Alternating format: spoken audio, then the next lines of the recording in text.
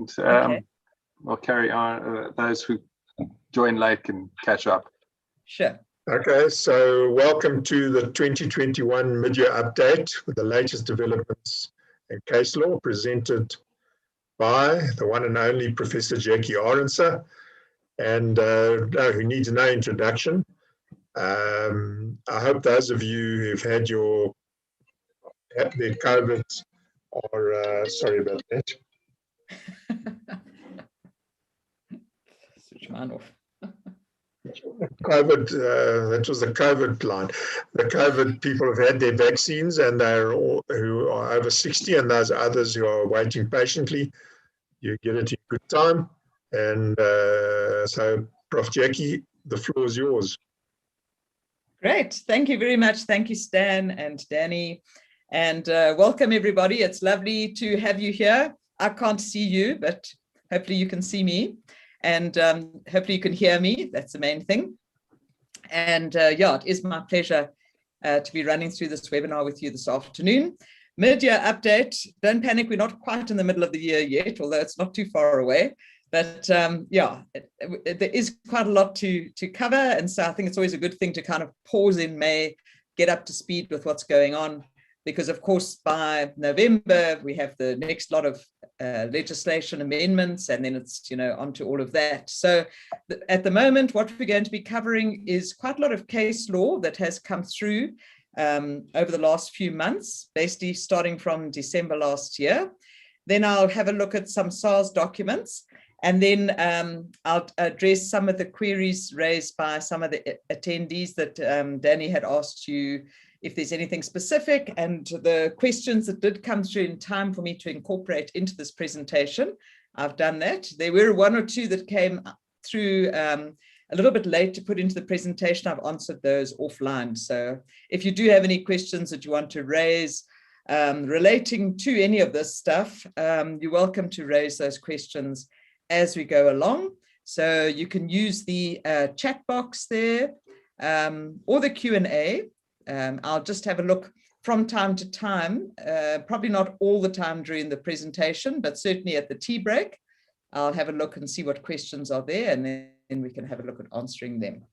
Okay, so speaking about the tea break, so I think what we should do is at about 25 past 3, we'll take a tea break for about 15 minutes. We're due to finish at 5, but yeah, hopefully I won't keep you right through until 5. We'll finish a little bit before, but not too much before. So we'll finish between, say, 4:45 and 5 o'clock. For those of you who are planning anything else, then at least you can plan your life accordingly. Okay, anyway, let's go straight into the case law judgments. And as I say, there are a few judgments that have come through. In fact, one of them just recently this week, the Clicks Retailers Constitutional Court case. Just to sort of keep us on the edge of our seats, because there's always something new in the tax world. So we've got 2 constitutional court cases, 2 SCA cases, and a few high court cases. All right, so let's just go straight into them. So the first case, this was a constitutional court judgment handed down in December 2020, so within the last 6 months. And it's a case involving the public protector and the commissioner of SARS. And it links to the secrecy provisions in the Tax Administration Act. And of course, the public protector, we all know some of the media stories going around linked to this, but what had happened is that the public protector was investigating a matter that had been reported, and it was based on issues around our former president, Jacob Zuma, who was supposedly on the payroll of a company but had not declared income, etc. And Mr. Mmusi Maimane, who was then leader of the opposition, of course, he subsequently stepped down, but at that stage he was, and he laid a complaint with the public protector. So she was then undertaking investigations following on from this complaint. In the course of carrying on her investigations, she issued a subpoena for the commissioner to appear before her and produce documentary information and evidence. Now, the commissioner argued that he was barred from doing so, and could not divulge any information on a taxpayer. So the public protector was saying that, okay, you might have the secrecy provisions there in Section 69 of the Tax Administration Act, but this is the public protector. And so the argument was that in this particular circumstance, the secrecy provision didn't apply, and that the taxpayer's information should be put forward for her to conduct her investigation. Anyway, the judgment was handed down, went through to the Constitutional Court. First of all, had been through the High Court, and also there was an issue of costs. The High Court had issued a cost order against the public protector in her own personal capacity, saying that she had to pick up 15% of the costs of the commissioner. And she took that on appeal to the Constitutional Court to say, as to whether that particular order could stand. So the matter went to the Constitutional Court, basically the commissioner opposing the application to appear before the public protector with the taxpayer's information, and the public protector appealing against the High Court order, instructing her to bear the costs in her own personal capacity. So I'm not going to spend too much time talking about the case, but just suffice to say that the court ruled that the secrecy provisions are sacrosanct, and that the public protector cannot pierce that veil, as it were. And so the taxpayer's information could not be divulged to the public protector, and he could not be compelled to appear before the public protector and present the taxpayer's information. On the matter of the order around the costs, so the High Court had ordered, as I say, that the public protector must pay 15% of the costs of the commissioner out of her own pocket. And the High Court had argued that that was because the public protector had basically not acted properly, and possibly had even acted in a kind of a fraudulent way. Nonetheless, the Constitutional Court spent quite some time looking at this question about the private cost order. It's got nothing to do with tax as such, but it's just interesting in terms of cost orders. But came to the conclusion that, if this went ahead, it could create quite a bad precedent, a dangerous precedent. And so basically what the judgment said is that the court cautioned against the growing trend of seeking personal cost orders, especially in cases against the public protector. And it urged courts not to fall into the trap of thinking that the public protector is fair game for automatic personal cost awards.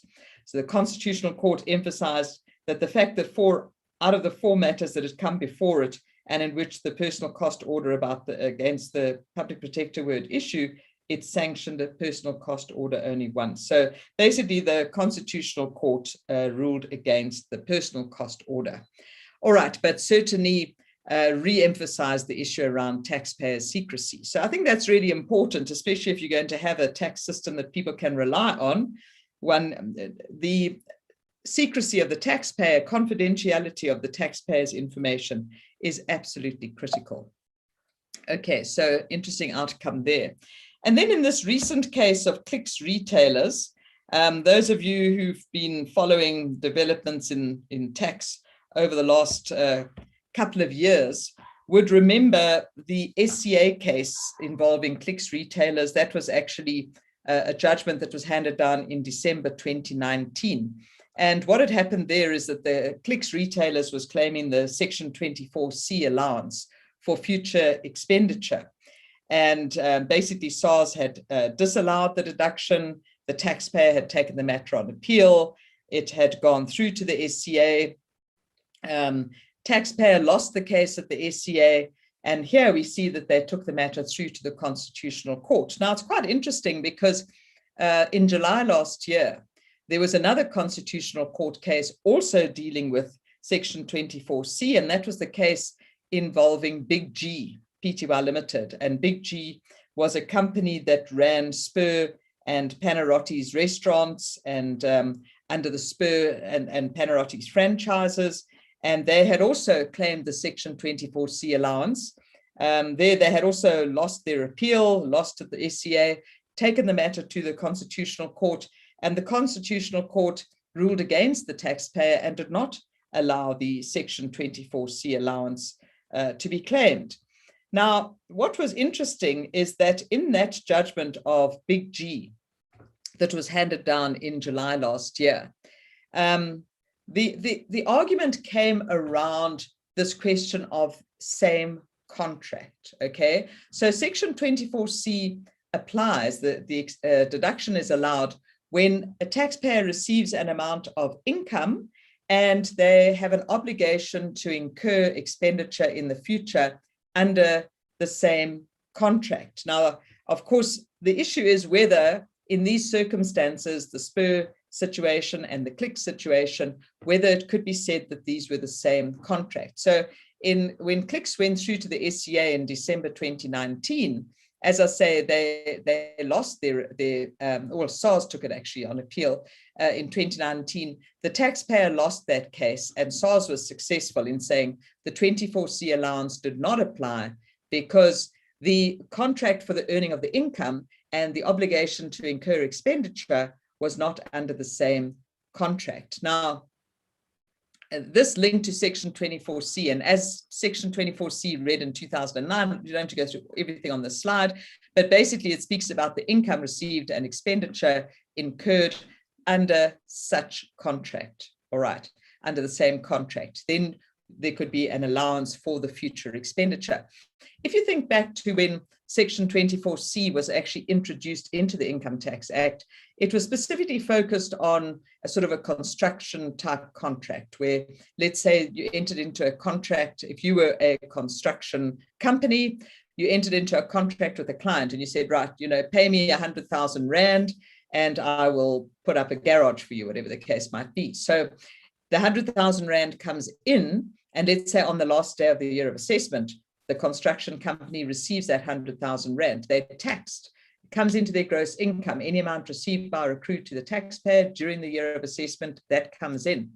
But then the deductions for the expenditure incurred, that only happens in the following year of assessment. And so you have this timing issue that you have the income taxed up front, and then you only get the deduction for expenditure incurred in the following year of assessment. So Section 24C allowed an allowance for that future expenditure. So let's say if you got the 100,000 Rand income on the last day of the year of assessment, and you knew that you were going to have to incur expenses related to that contract that's going to amount to, let's say, 80% of that income, then your Section 24C allowance would be 80% of the income you get as the allowance. So you actually only taxed on the kind of gross profit, if I can put it that way, of 20,000 in year one.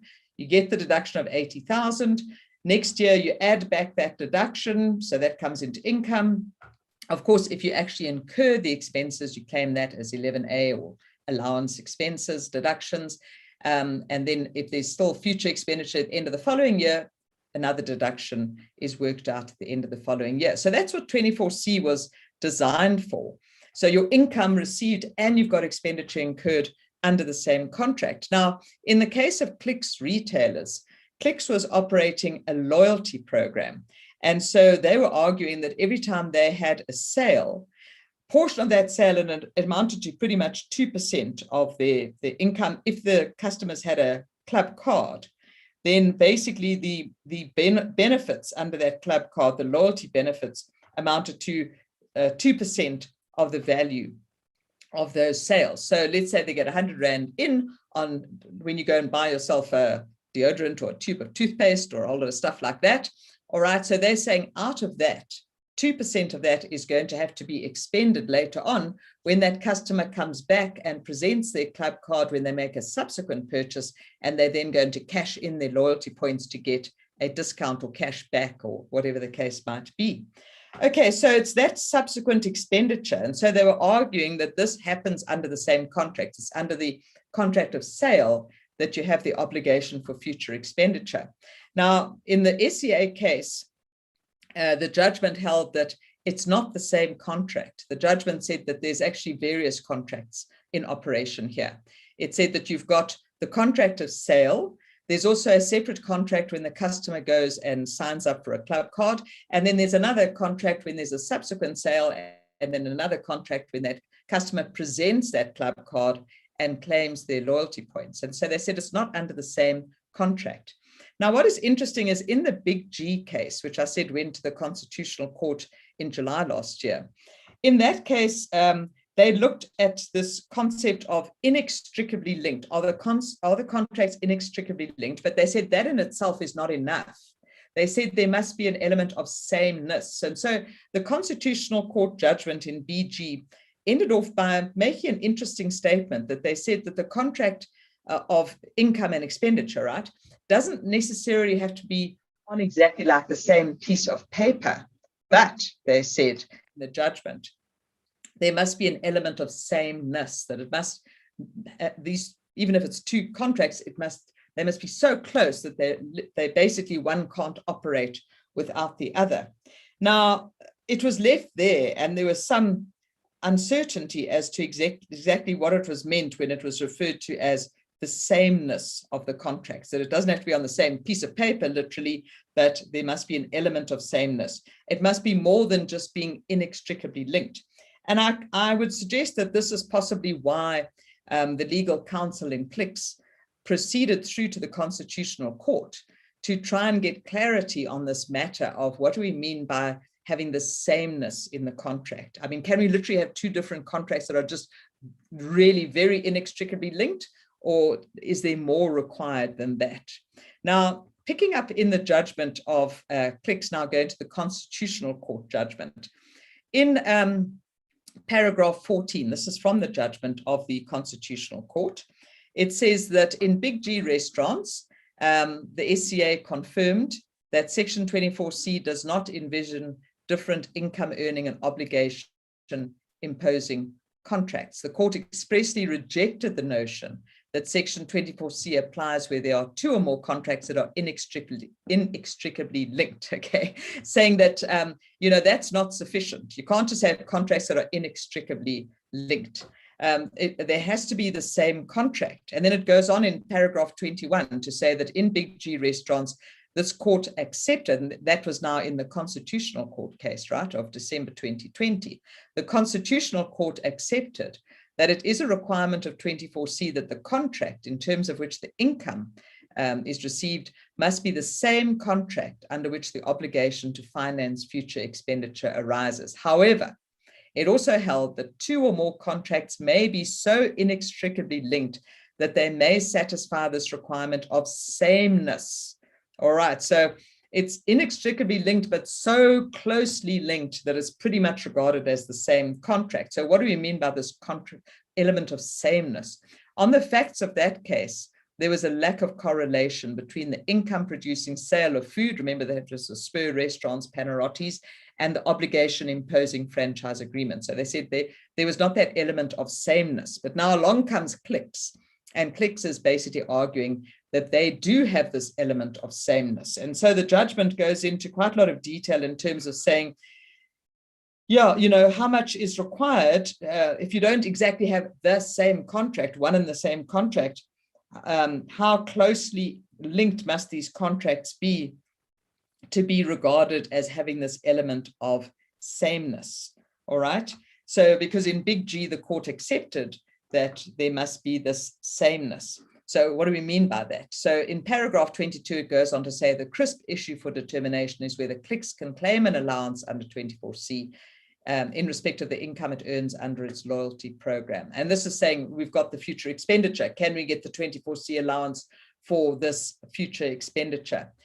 Following the Big G decision, the 24C allowance can be claimed either when the traditional same contract, so one and the same contract on the same piece of paper is met, or when the income and the obligation arise from two contracts that are so inextricably linked that they meet the sameness required in Section 24C.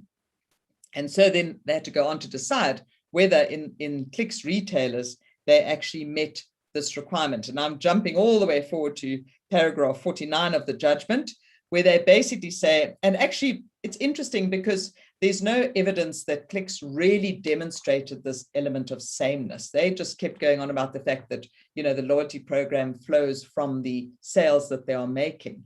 And so finally, after looking at this whole question of inextricably linked, but to the extent that there's this element of sameness, at the end of the day, the judgment came to the conclusion that the contracts, now you got the sale contract and the loyalty program contract, they said those contracts found Click's claim for the 24C allowance gave effect. The functional relationship manifests in a number of factual and legal links between the two contracts, but the links do not render either contract dependent on the other for its existence, nor is the effect that income can only accrue to Clicks if both contracts are in place. So this gives us an understanding of perhaps the interpretation of this element of sameness. Sameness would be where the one contract cannot operate without the other. The two are completely interconnected.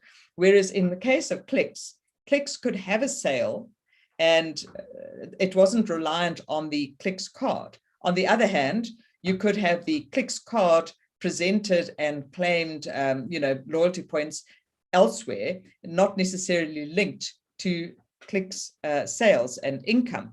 And so the contract under which the income accrues and the contract under which the future expenditure arises are two independent of each other to meet the requirement of contractual sameness. Although they may operate together within the context of the loyalty program, and in that sense they are inextricably linked or connected, but that link in itself is not sufficient. It would have to be that the contracts stand and fall together. Then they would be regarded as having this element of sameness.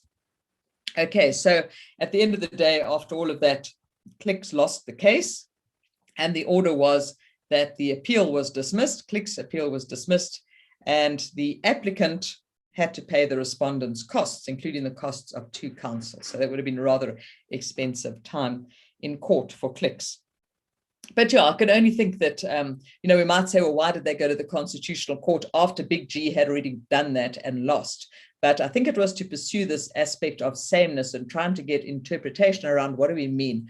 How closely linked must these contracts be in order to meet this requirement of sameness? All right. And it came out that they must be so inextricably linked that the one cannot really stand without the other. Then you would regard them as having the element of sameness, that it would be regarded as under that contract that the expenditure must be incurred, and then you'd be able to get the 24C allowance. So interesting developments around the Section 24C allowance. Okay, then on to the next case, which is actually a VAT case, the Consul Glass case. And this one deals with the deduction of input tax.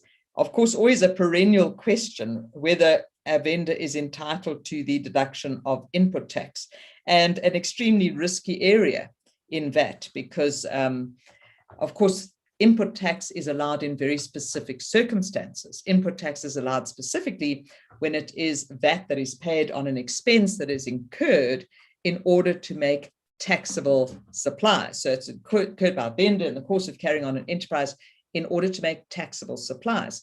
And so, of course, yes, we do also have certain input taxes that are prohibited, like input tax paid on motor car, entertainment, etc.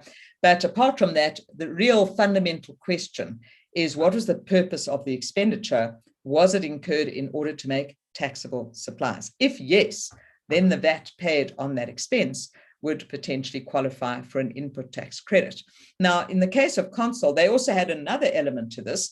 They had used international consultants, and so they had imported services. Now, in terms of Section 71C of the VAT Act, output tax, VAT, must be raised on imported services, but only to the extent to which those services are used other than for making taxable supplies.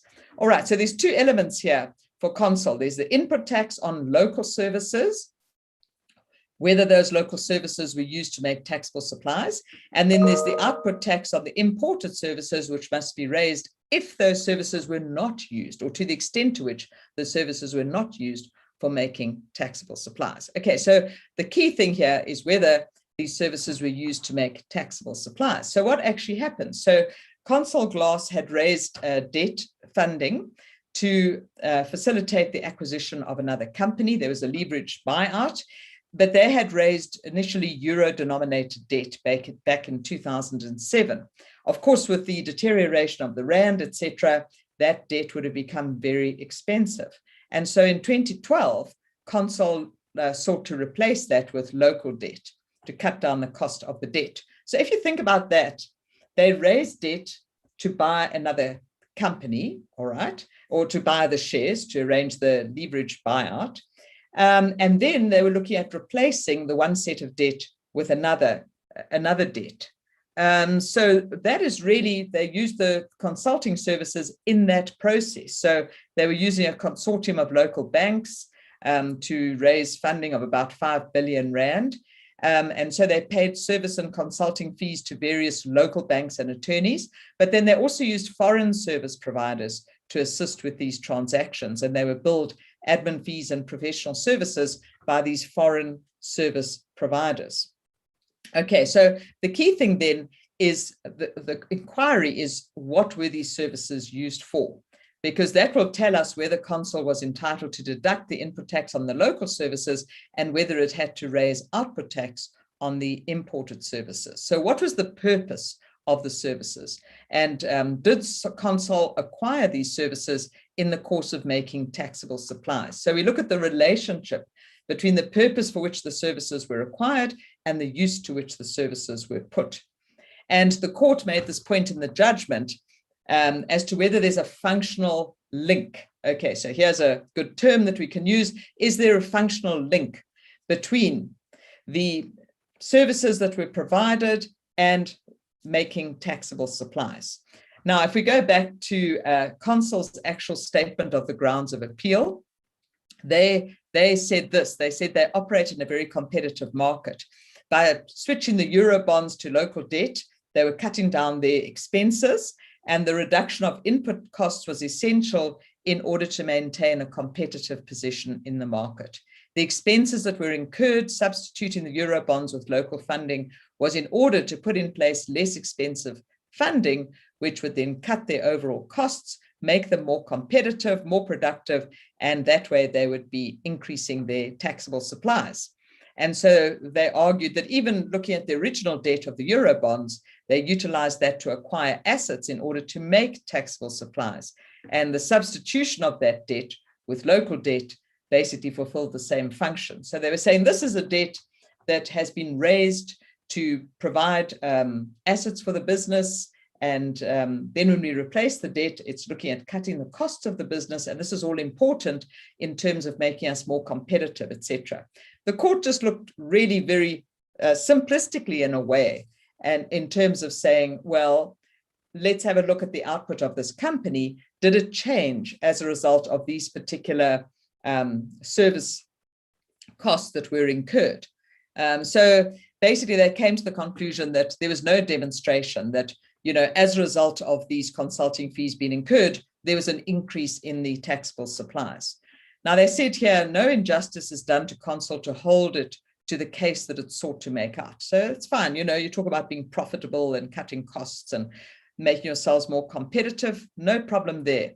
But the paucity of evidence that bears upon a case predicated upon competitive positioning and the many questions that arise from it cannot be answered on the evidence before us, providing a strong indication that we should not entertain such a case. So at the end of the day, it comes back to the onus on the taxpayer. The Consul did not discharge the onus upon it to demonstrate this, as we spoke about earlier, the functional link between the services that were acquired, the consulting services, and the making of taxable supplies. There wasn't a close enough link that was demonstrated by the vendor. And as a result, the appeal was dismissed. And counsel agreed the costs of the appeal should follow the result. And so the taxpayer again had to pick up the costs of to counsel for SARS. So I think, again, it creates a really important point and re-emphasizes the point that we've seen time and again, that when you're looking at claiming the deduction of input costs, you need to ensure that the underlying expenses on which the VAT input was charged were incurred for the making of taxable supplies. And as the vendor, one must be ready to discharge the onus of demonstrating that there is this functional link between the services rendered and the taxable supplies. Now, in terms of the imported services acquired by Consul, so remember that on imported services, you have to raise output tax to the extent to which the imported services were acquired other than for making taxable supplies. So if these services were not linked to making taxable supplies, then it would be those services were acquired other than for making taxable supplies, and the output tax would have to be raised on those imported services. So yeah, quite expensive an expensive outcome for the taxpayer there, but really very important. First of all, thinking about imported services, because we see much more prevalent imported services with our much more globalized business environment. And just, I think people often tend to forget that there is this requirement to raise output tax on import services to the extent to which they are utilized other than for making taxable supplies.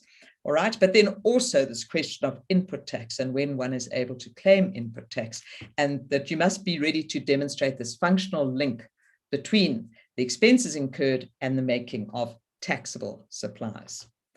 Okay, then the next case is Massmart.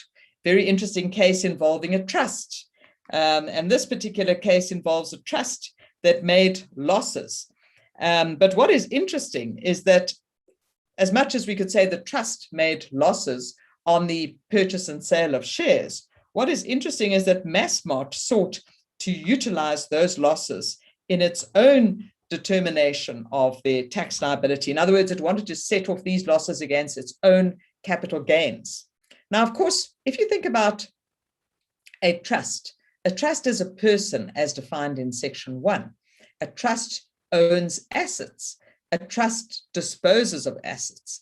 And when a trust disposes of assets, giving rise to a capital gain, that gain in the first instance will be taxed in the trust, unless paragraph 80 intervened that caused the capital gain to be taxed in the hands of the beneficiary if the beneficiary has acquired a vested right, or indeed, if there is an attribution rule that applies, if the capital gain has arisen as a result of a donation, settlement, or other similar disposition by a resident, etc., or by a parent to a minor child, or one of those provisions of the attribution rules. So it's linked to a donation, then the capital gain could be kicked back to the donor.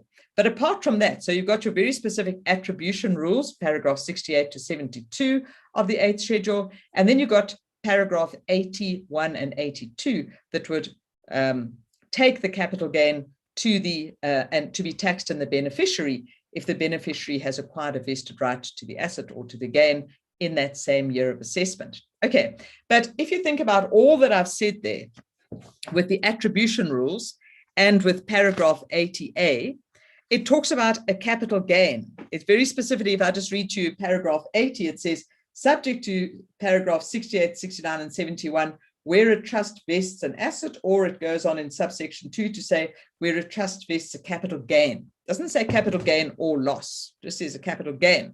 So it only contemplates the attribution or the taxation of a capital gain in the beneficiary. You can't distribute a capital loss because a capital loss is a loss. You can't distribute something that you don't have. Now, in this particular case, Massmart had been advised back in the early stages of the proceedings of the facts that they could not distribute a capital loss from a trust to a beneficiary. What had happened is that Massmart had established this trust in 2000. Now, if you think about it, capital gains tax only came into existence in 2001, right? So when this trust deed was first set up, we didn't contemplate things around capital gains. In 2003, the trust deed was amended, and it provided as follows. First of all, with regards to income arising from dividends, the trust irrevocably renounces its right to receive the dividends, all right? But then insofar as your profits are concerned, profits less losses on the resale of shares acquired to it from beneficiaries or otherwise, it shall not earn any profits because the company is the vested beneficiary. So it states there that the company is the vested beneficiary as far as your capital gains are concerned and your profits arising on the sale of shares. The thing is, this trust was not making profits, it was making losses, because what happened is that the way that the share scheme worked is that there would be a right to acquire shares, let's say issued on the 1st of January, the year 2005, let's say, for argument's sake, okay? awarding a share participant a right to acquire shares at the strike price of, let's say, R1 per share. The participant could only exercise that right, let's say, 2 years down the line. At that stage, the share price had increased and was now trading at R1.80 per share. The trust, when the participant then went to the trustees and said they want to exercise their rights under the trust deed, the trustees would then go into the market and acquire the shares. They'd have to then pay R1.80 per share. But then they would award the shares to the beneficiary at the strike price of R1. So they're getting R1, but they're paying R1.80. So you've got a loss. And for as long as this carries on year after year after year and a share price that's going up, this trust is only going to have compounded losses.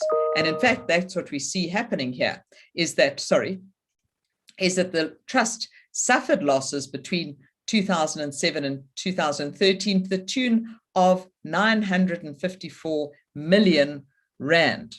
Okay, now, rather a lot of money. And Massmart claimed those losses, initially on the basis that it was the vested beneficiary, even though it had been given a legal opinion to say that you cannot distribute losses from a trust to a beneficiary, but they still initially sought to claim those losses on that basis. But they later changed their argument to this argument over here, which is described in the judgment. In a nutshell, they said the argument is as follows. When Massmart issued instructions to the trustees of the trust to offer options to specific employees at specific prices, the strike price, Massmart acquired a right to claim performance against the trustees. And they said that right to claim performance is an asset. And they said that right to claim performance required the trustees to offer the share options, okay? And that right, as I say, they said was an asset. And then once the performance had been carried out, then the asset was discharged. And so they said there's a value on that asset, and then the asset is discharged, so you have no value at the point at which it's discharged. So if you had to put it in simple terms, proceeds, zero, the value of the actual right, the base cost, 954 million in essence. And so you have this loss of a cumulative loss of 954 million. They said, therefore, that it is Massmart's loss. Okay, so quite an interesting argument. So in essence, they said that Massmart acquired a right against the trust to require the trust to grant options to the share participants or the offerees. And then when that trust was discharged, the asset was extinguished, it resulted in a loss for Massmart. Now, if you think this is quite a convoluted argument, I think a lot of people who were involved with this case didn't really fully understand this argument, because there were 3 witnesses that were called for Massmart. And actually, when you read the judgment, it's quite entertaining in a way, because you have the cross-examination of these witnesses taking place. And what happens during the course of that cross-examination is that the witnesses are trying to answer the questions, but actually what they're doing in the process is that they're actually adding more fuel to SARS argument as opposed to Massmart's argument. The court was basically considering whether, if you look at the definition of an asset, was there an asset and was there a capital loss? Now, going back, of course, this is in the SCA, and it was an appeal that was coming straight from the tax court, all right? In the tax court, IT 13798, it came back to this question of this right that the company had against the trustees. Is that an asset? And then is there a disposal of that asset that gives rise to a capital loss? So we're saying, does Massmart have an asset in the form of this right against the trustees? And then does Massmart have a disposal of that asset for 0 proceeds, but there's an underlying base cost, and that results in a capital loss for Massmart? So that really looks at this definition of asset. Now, if you look at the definition of asset in paragraph 1 of the 8th schedule, it says that asset includes property of whatever nature, movable or immovable, etc., excluding currency, including gold and platinum coins, and any right or interest of whatever nature to or in such property, a right to property. So does this right against the trustees constitute an asset? Is that a right to property in terms of this definition of an asset? they went into some consideration of that. But at the end of the day, they said, actually, really, even if you accepted that the right is an asset, the other question is, has there been a disposal?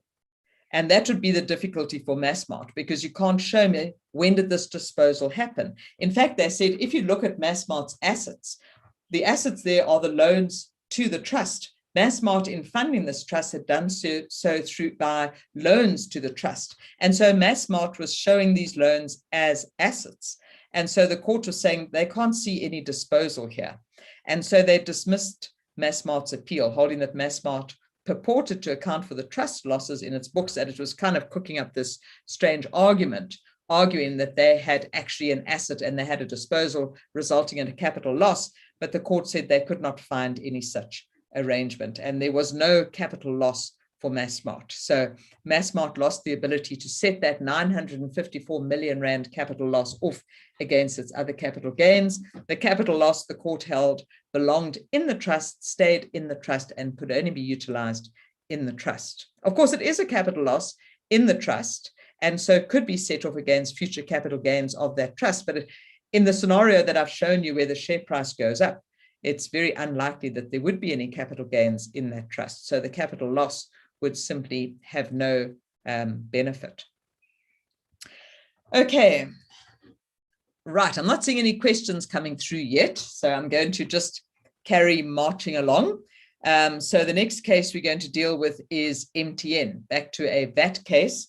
And this was a judgment handed down in January of 2021. Right, and this dealt with a supply under the VAT Act and looking specifically at the issue of airtime vouchers. And let me just get this in my VAT Act so that I'm all ready to refer to the necessary provisions. So when we look at Section 10 of the VAT Act, we are basically looking at the value of a supply under the VAT Act. Okay, and Section 10 has various valuation rules. Now, if you look at the starting point of the value of a supply, it tells us in Section 10.2 that the value on a supply, unless provided otherwise, is the amount of the consideration, less the amount that represents VAT, except then that it has specific rules that go through in terms of certain types of supplies. And in particular with vouchers, we are looking at Section 10.18 and 10.19. And the key thing is basically when that supply happens. It links to when the supply actually happens. Now, MTN had asked for a declaratory order requesting the High Court to determine the correct application of Section 10 on a supply of multi-purpose airtime vouchers. So these were airtime vouchers that had been issued by MTN. MTN was of the view that 10.18 applied, and SARS argued that 10.19 applied. Okay, so the key thing is, what do each of these provisions actually say? So there's Section 10.2 that I quoted just now, the general valuation rule. Section 10.18. Section 10.18 talks about a right to receive goods or services to the extent of a monetary value stated on a token. All right, so this would be, for example, if you have a gift voucher, if you go to Sandton City and buy a gift voucher to give to somebody for a birthday present, you buy a voucher with a value. You then give that to that person. They can then take that voucher and go and use it to buy within the Sandton City precinct, and they can then spend that voucher on anything. The key thing is that you don't know what the person's going to spend that voucher on. They've just got a monetary value. Until the person actually buys the goods or services, you don't know what they're going to actually spend the money on. And so you don't know what the supply is going to be. Is it going to be an exempt supply, zero rated, fully taxed, etc.? And so the point of the matter is that here, there's any token, basically other than referred to in 10.19, is granted for a consideration of money. The supply of the token is disregarded. Okay, so when that token is actually issued, that's not a taxable supply at that point. It's only when the person goes to the shop and let's say they take that Sandton City gift voucher and they go and spend it at Zara and they go and buy clothes. Right, now you know you've got a fully taxable supply. Zara then has the supply. They raise the output tax. So you can see how that works. All right.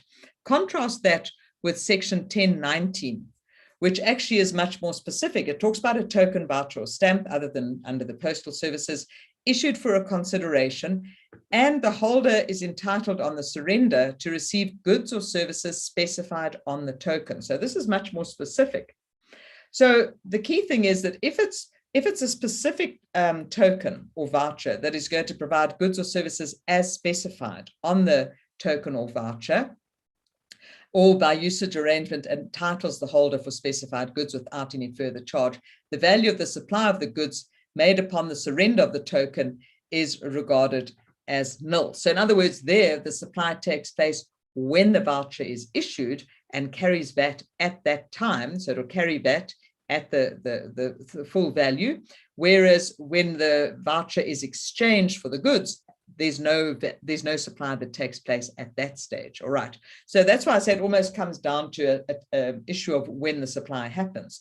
So if it's a specific voucher, like SARS was arguing that these airtime vouchers were specific vouchers, they specified the goods or services on the token. Therefore, at the time that MTN issued those vouchers, they should raise VAT at the standard rate. If, however, MTN was successful in their argument and they said this is a sort of a generic type of gift voucher, then there would be no supply at the time the voucher was issued.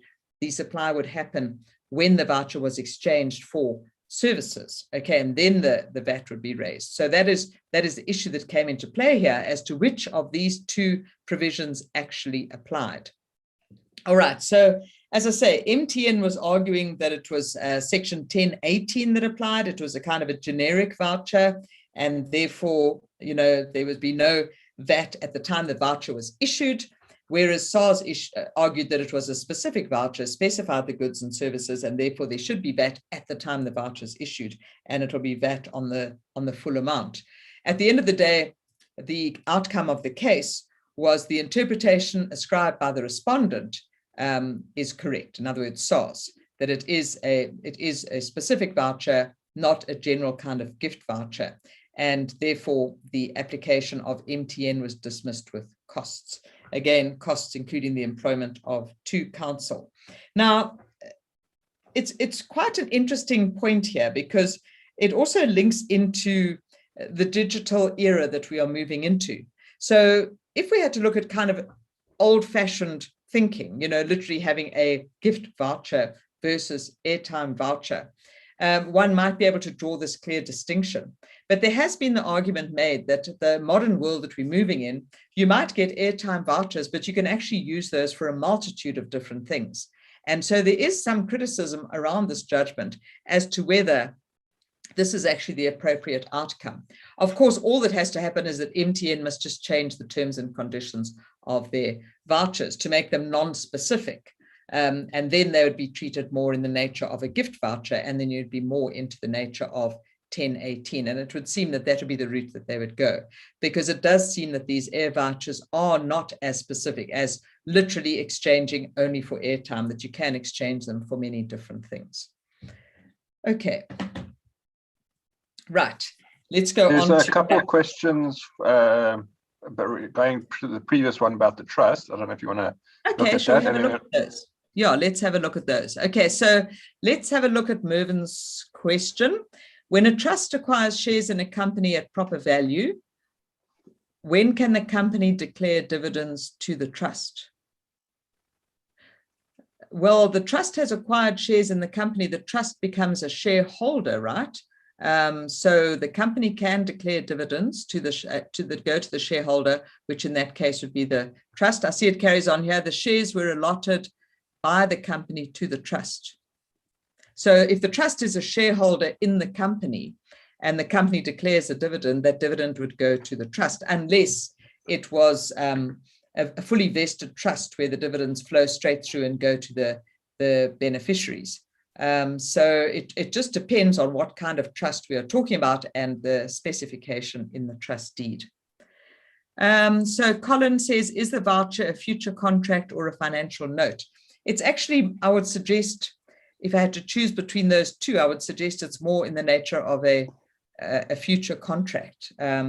So yeah, but I stand to be corrected there. But all we're looking at in terms of the VAT legislation is the VAT treatment of these different types of vouchers. Okay, so I hope that does. And then another thing, Yeah. it was probably going to make it very confusing is now, like, I know Vodacom's now doing it, is now you can use your airtime to purchase at other stores. You don't have to actually purchase through Vodacom. Like where yes. you can buy Nando's now with your Vodacom. So yeah, so that's it. Yeah, it. so see, this is the interesting point that comes out of this judgment, and some of the criticism of the judgment is that, yeah, you know, it's not as specific as saying that you can only exchange the voucher for airtime, and that's exactly the thing now. You see, is that that you can exchange that voucher for other things. Just trying to get rid of these questions now. They're on my side. They're gone. Oh, are they? Okay. I'll get rid of them when we take a break just now. But yeah, so that is exactly the issue, of course, is that you can use these airtime vouchers for a multiple of different things. And so was the outcome of this case, let me just go back one slide here to just refer back to this case. Was the outcome of this MTN case correct? As I say, it has received a little bit of criticism, but at the end of the day, all that needs to happen is that MTN must just demonstrate that the vouchers that they are issuing are more multi-use vouchers as opposed to specific use vouchers. And that would then make all the difference. Yeah. Okay. All right. Yeah. So very interesting. Oh, good. I found a way to clear these things off my screen so that I can read the next slide. No, it's still there. Okay. Anyway, let's go on to the next case. And the next case. Oh, I see there's something come up in Q&A. Let me just see.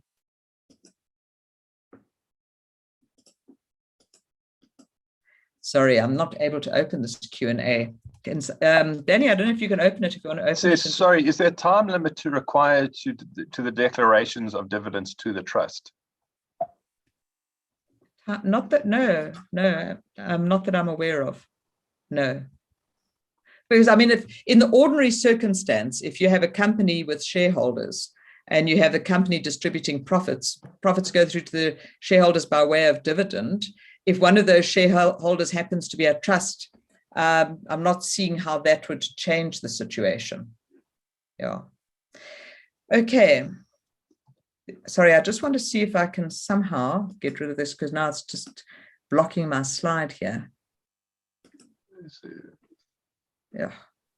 This is really. Is it not possible to minimize it? Yeah, I'm trying that. Hold on a sec. Delete. Delete.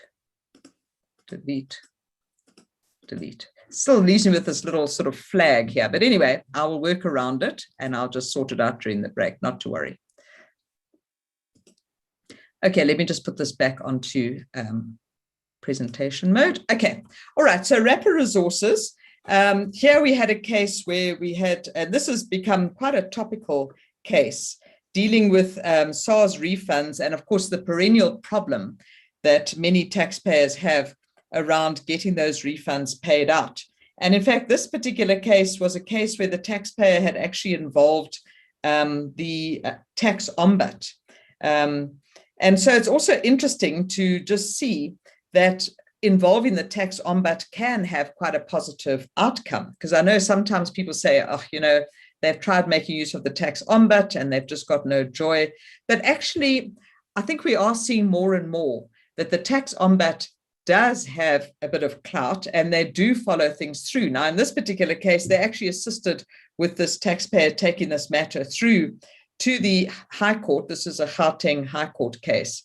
And it was where the SARS had simply refused to pay out VAT refunds. Now, Rapper was involved in the gold business, and they were trading in gold bars, gold and other precious metals. And all of their sales were exports. Okay, so you know the story here, when you have a vendor where all the sales are exports, you are claiming input tax credits, but there's no output tax. So every VAT return is resulting in a refund. Some of you deal with this. And then what you know, like, is every VAT return results in a refund, which translates into an audit, right?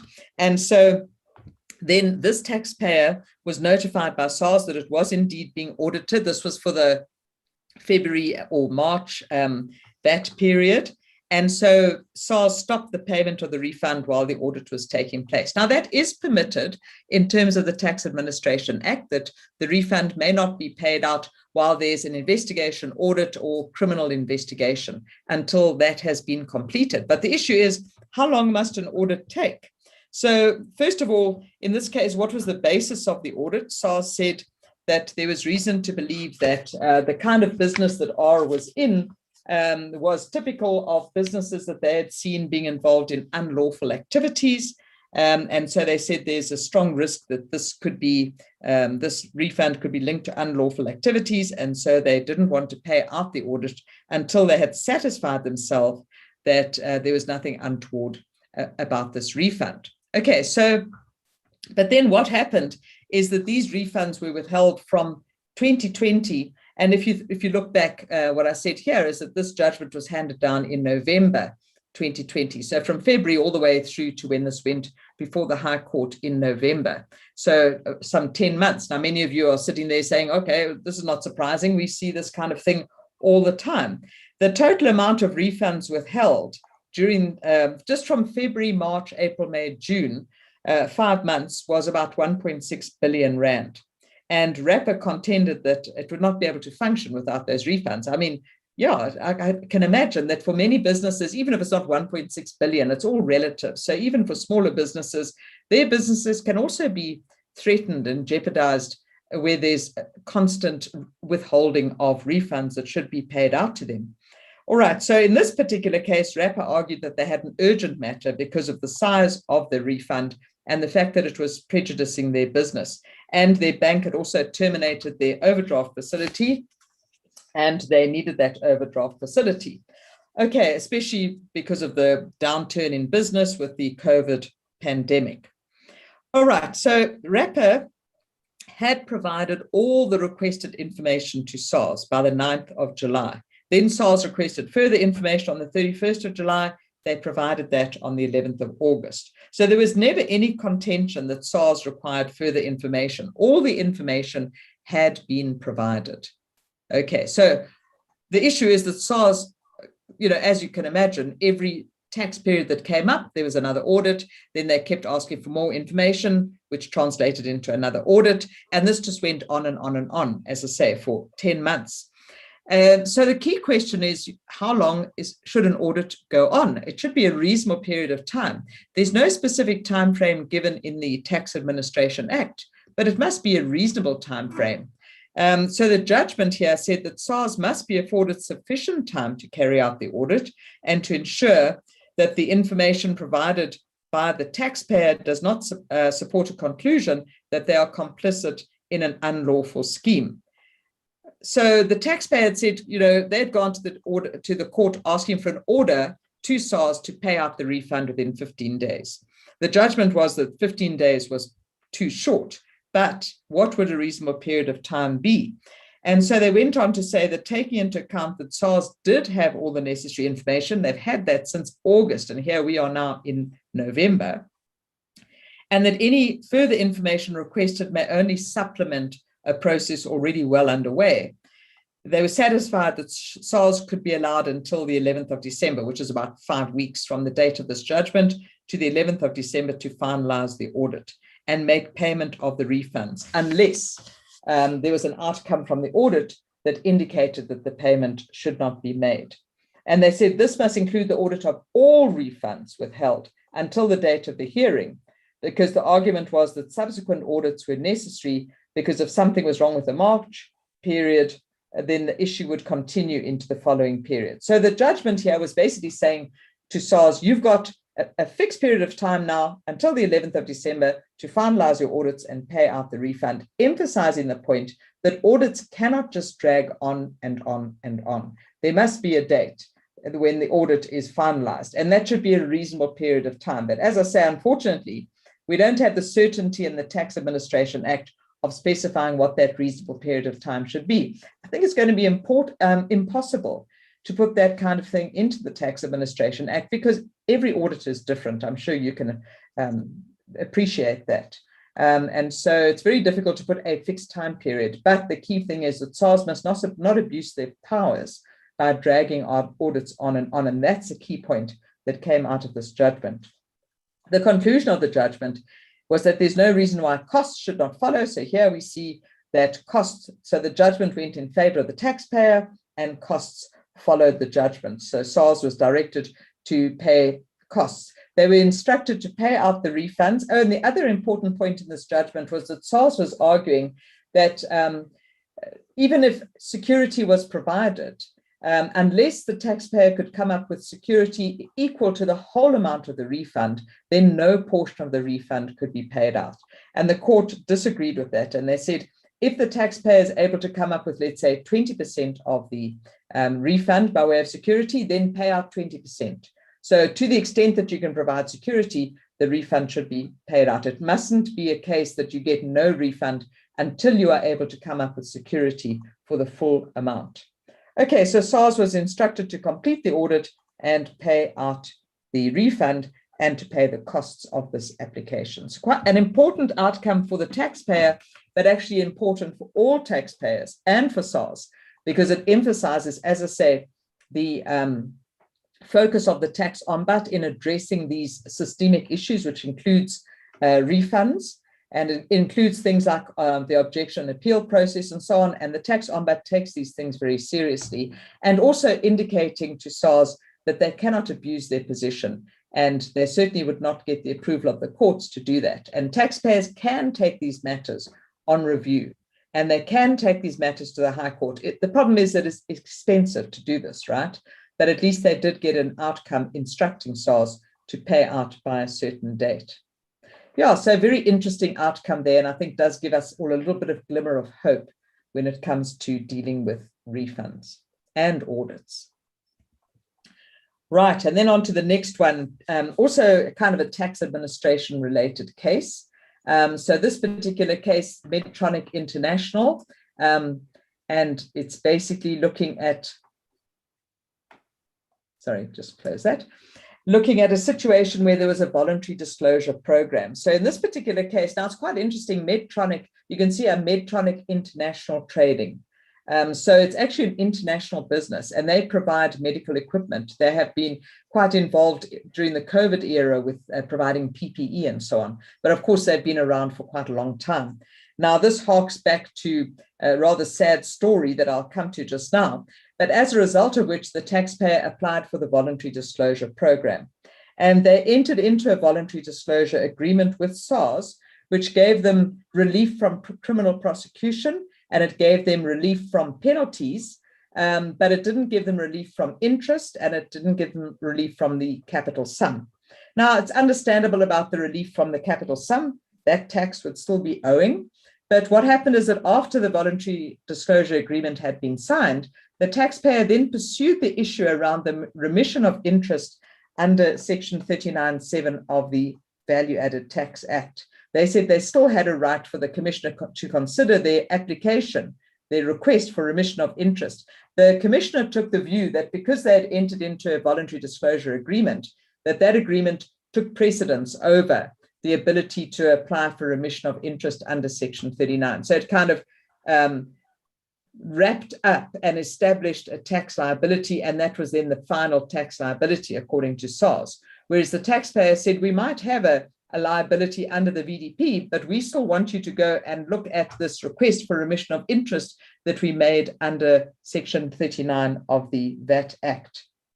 Okay, so basically this is what the application to the High Court revolved around.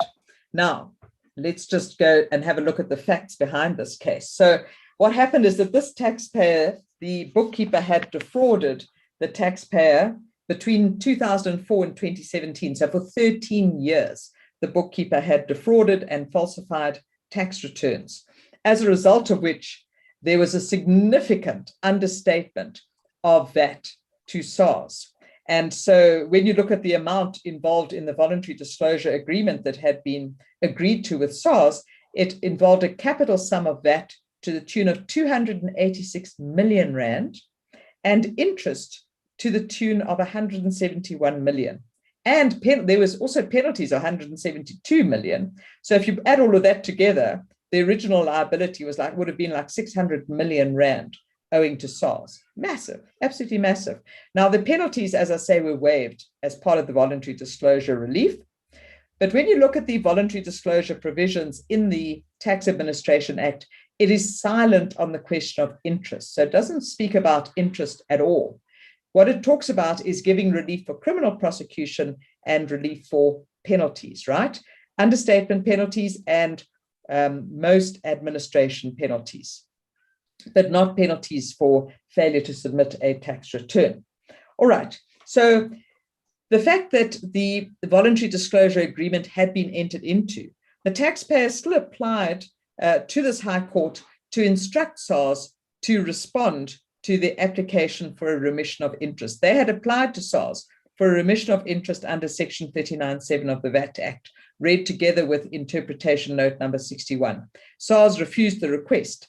The taxpayer then raised an objection in December 2018 against SARS' decision to refuse the request for remission of the interest. And SARS disallowed that objection in March 2019. And they said that the agreements entered into, the voluntary disclosure agreement, basically overshadowed anything else. And so that request for the remission of interest, as far as SARS was concerned, was water under the bridge. It was null and void because it had been overtaken by the voluntary disclosure agreement. And so as a result of that, the taxpayer launched these review proceedings under the Promotion of Access to Justice Act.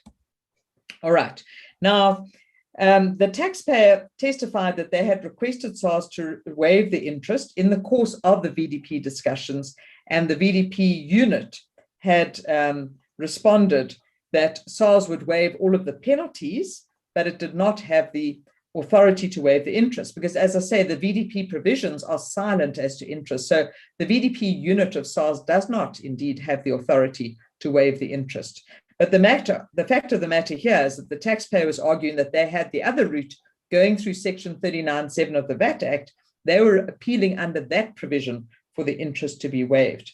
SARS contended that it agreed with the applicant that it would give relief for the penalties and it would still keep the liability for the interest. But the taxpayer persisted that they were entitled to a waiver of interest under Section 39(7) of the VAT Act, read with interpretation note number 61.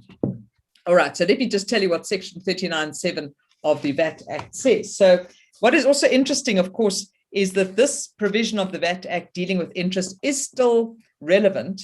It hasn't been overtaken by the interest provisions in the Tax Administration Act. What this particular provision says is that where the Commissioner is satisfied that the failure on the part of the person concerned or any other person to make payment of tax within the period prescribed, so failure to pay by due date, basically, if that was due to circumstances beyond the control of the person, then SARS may remit. Or it was not due to any intent not to make payment of the tax, then the Commissioner can remit that any penalty payable in terms of the section. So as far as interest was concerned, the interest could be remitted if the late payment giving rise to the interest was due to circumstances beyond the control of the taxpayer. And interpretation note number 1 deals with this question of what do we regard as circumstances beyond the control of the taxpayer. The key thing was that SARS, as far as they were concerned, the taxpayer had no right to persist with this argument under Section 39(7) because they said that that had been overtaken by the VDP agreement. But the taxpayer argued that they still had a right to request the remittance of interest under Section 39(7). So the question of whether SARS may consider a request for remission once you've entered into a VDP agreement comes down to the interpretation of Section 39(7) and to an extent the interest provisions of Section 187 of the Tax Administration Act. And so going into some discussion around principles of interpretation, etc., the conclusion of the court was that the provisions of Chapter 16 dealing with the voluntary disclosure agreement and programs does not prohibit a request for remittance of interest under Section 39(7).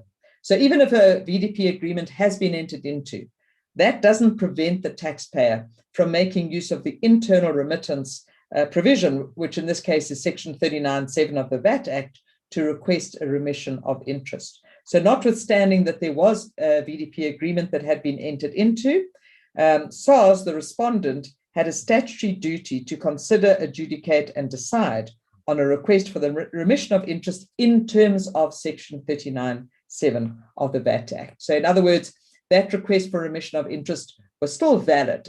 It was still available to the taxpayer. And I think this addresses quite an important point as far as voluntary disclosure agreements are concerned, because it certainly points to the fact that the remission of interest is still possible in terms of the internal interest remittance rules of the relevant tax legislation. So the fact that you have a voluntary disclosure agreement does not overtake that and render a remission of interest impossible necessarily. Now, of course, SARS wasn't terribly happy with the outcome of this case, and they, it would seem that they would want to take this matter on appeal, or they might want to change the wording of the voluntary disclosure provisions in the Tax Administration Act. It remains to be seen what's going to happen with that. Okay, I'm going to just stop there. I think we're just about ready to take our break. And so I'm going to suggest that perhaps we do that now. And if you have any questions, send those through. We'll take a 15-minute break until 3:30. Okay, thank you. That's great. Thank you. I didn't get that. Could you try again?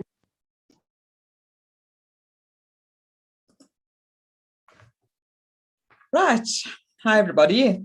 Back again. Hope you're all ready to carry on for the second session.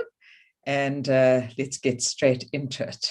Okay, so we had ended off talking about the Medtronic case and making the point that even with a VDP, because the VDP doesn't specifically prohibit a taxpayer applying for remission of interest, that the remission of interest application was valid and that SARS was obligated to consider it.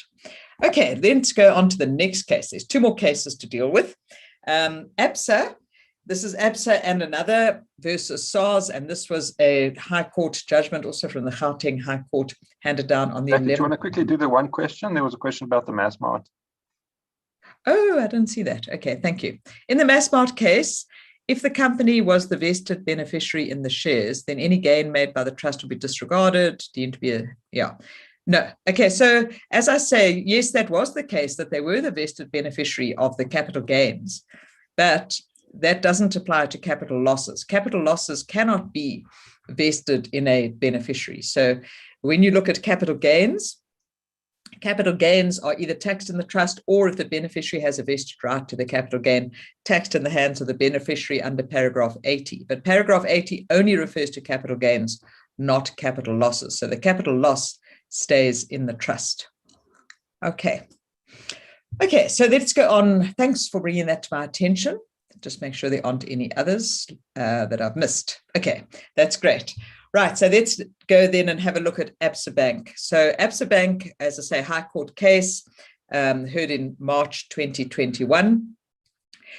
The summary on the SARS website talks about whether the taxpayer is allowed to approach the High Court for a review of a SARS decision, or if they have to go through the dispute resolution process as per the objection and appeal process set out in the Tax Administration Act.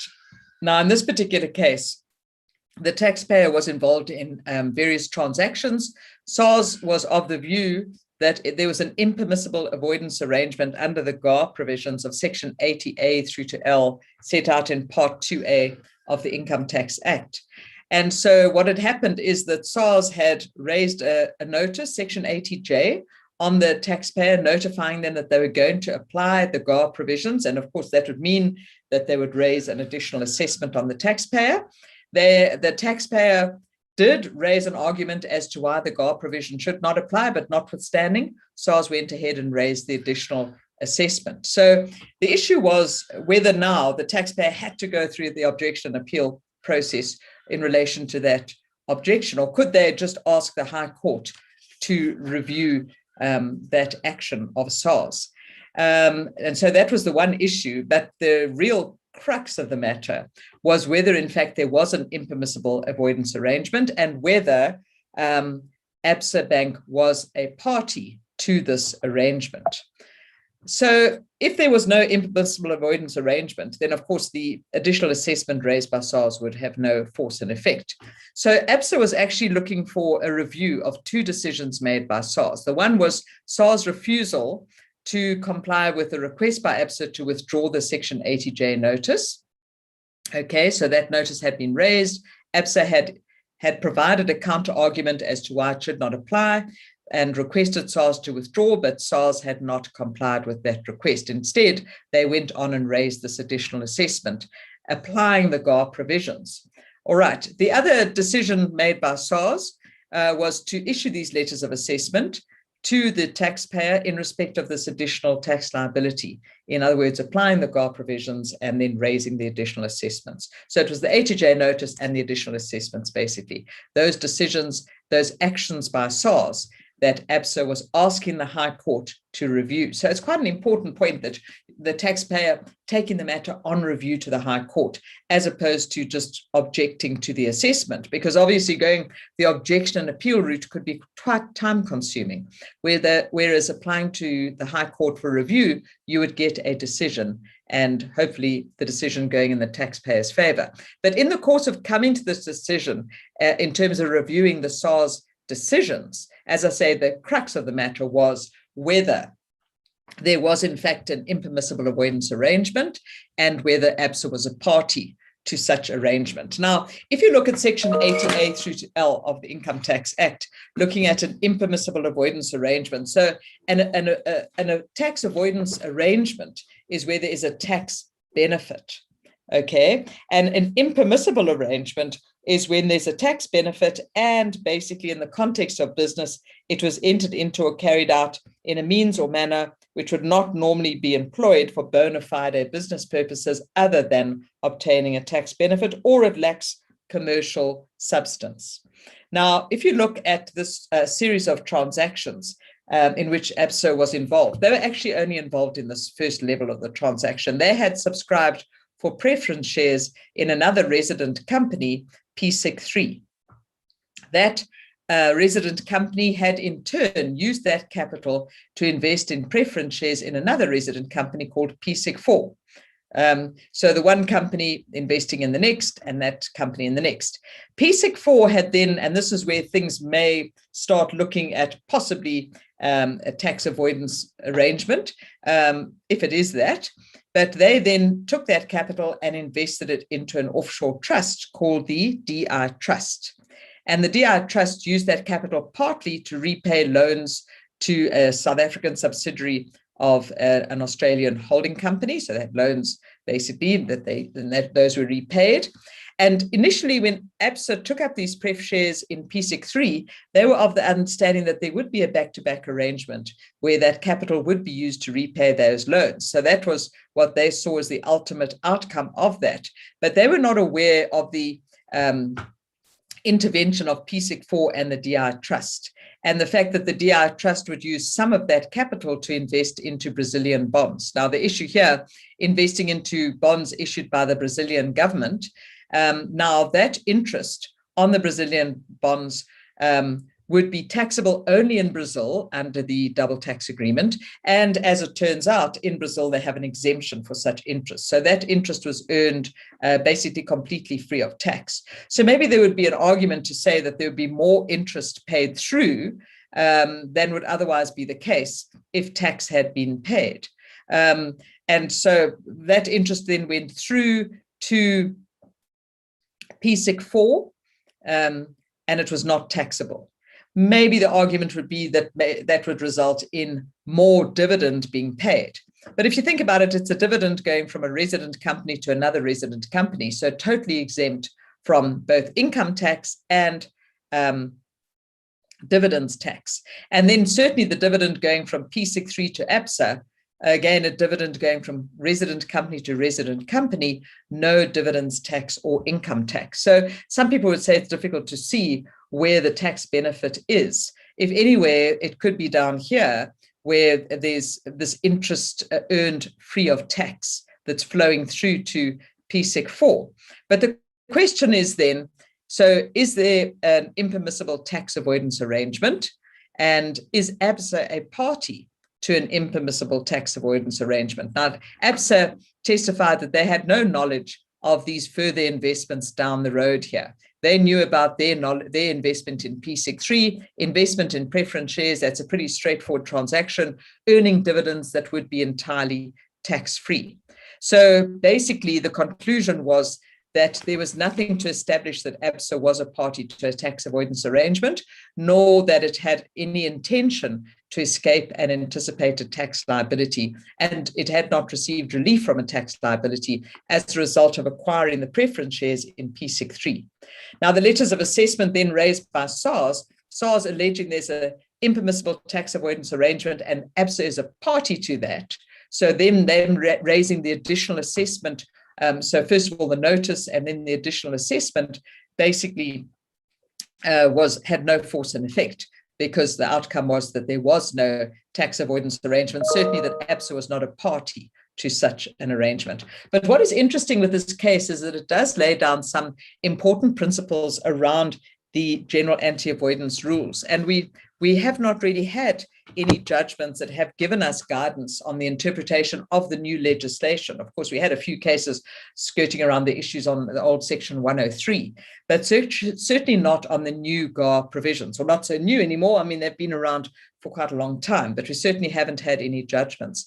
And so the outcome of this case and this judgment is important in terms of giving us some guidance on the interpretation of these provisions. So in a recent PwC synopsis, which I've borrowed from here, basically, and given them credit, there are 5 important points that come out, principles of this case. The one is that when we talk about an impermissible tax avoidance arrangement, so an impermissible tax avoidance arrangement, as I say, is an avoidance arrangement that basically has this aspect of being entered into in a way that would not normally be done for business purposes, or it lacks commercial substance.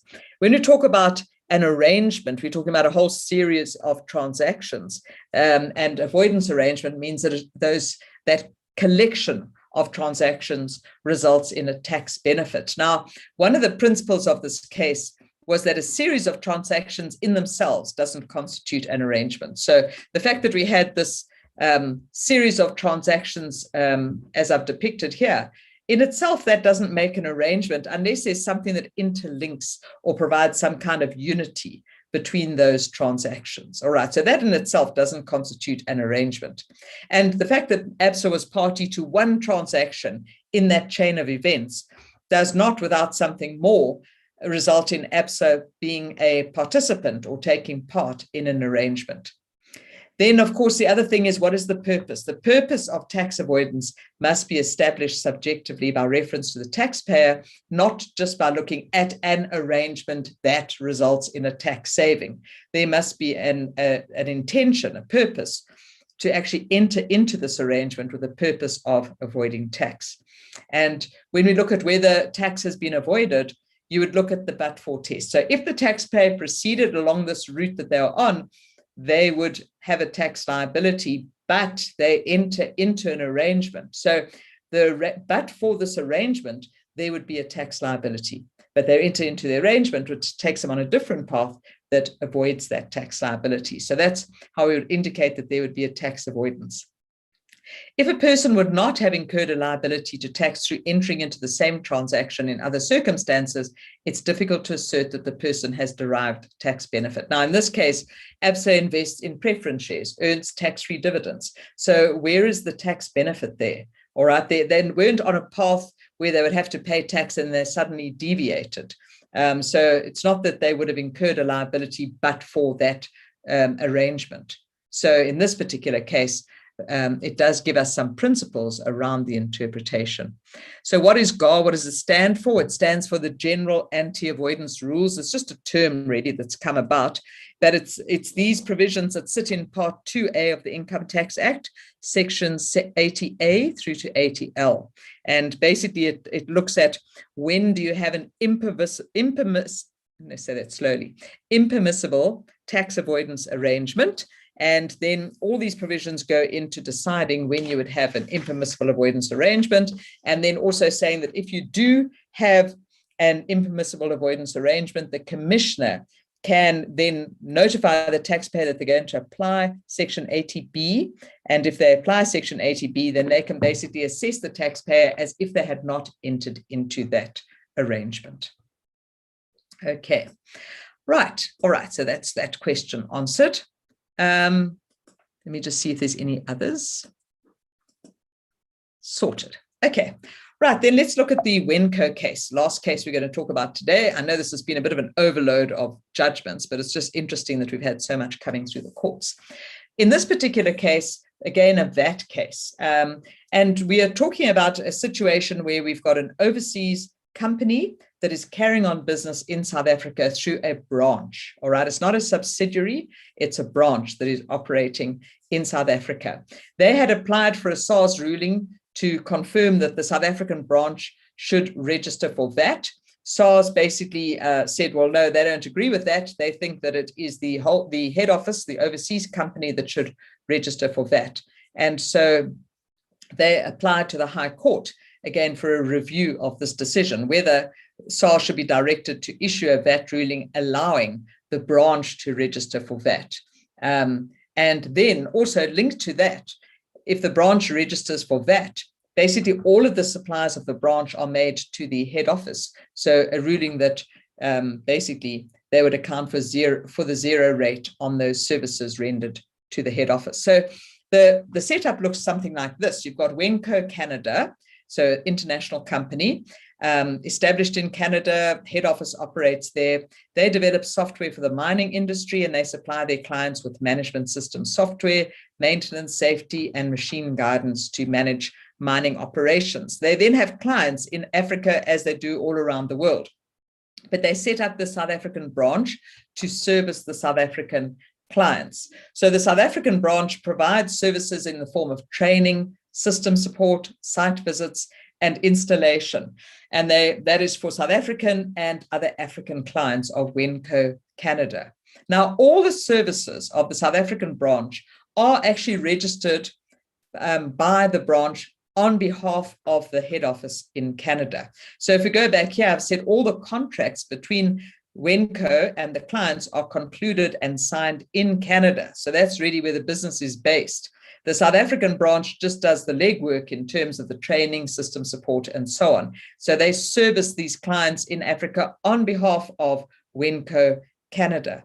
Now the question is, so who registers? Is it the South African branch or is it Wenco Canada? Now, if you think about it, if Wenco Canada registers as the vendor, what supplies are they making? All of their suppliers constitute charges to their head office, and it's a management fee that comes through. So that would be zero rated, okay? And they would be claiming all of their input costs. If it was the overseas operation that had to register, they would be registering on the basis of carrying on an enterprise in the Republic. And so all of their fees that are charged basically to the South African clients certainly would carry VAT at 15%. Assuming that they don't have any costs, they would not be able to claim any input tax credit. All right, but if they did have costs related to that, then they would have an input tax credit that they could claim. But you can see it would be a significant difference. 15% VAT, output VAT versus zero rated supplies. Okay, so and the court did take this into account in their judgment. They did consider what would the outcome due to our South African tax base. Now, basically, they're looking at the obligation to register requires that a person must be carrying on an enterprise in the Republic. And the taxpayer, the vendor, was looking at Section 8(9) of the Act, which basically says that if you've got a head office and a branch carrying on, and there's an independent accounting system, then the branch is regarded as independent, but that presupposes the existence of an enterprise. Okay, so if the branch was actually carrying on an enterprise, then there might be a question around, because the branch did have a separate accounting system and so on, then there might be an argument around the branch being the vendor that would have to register with SARS.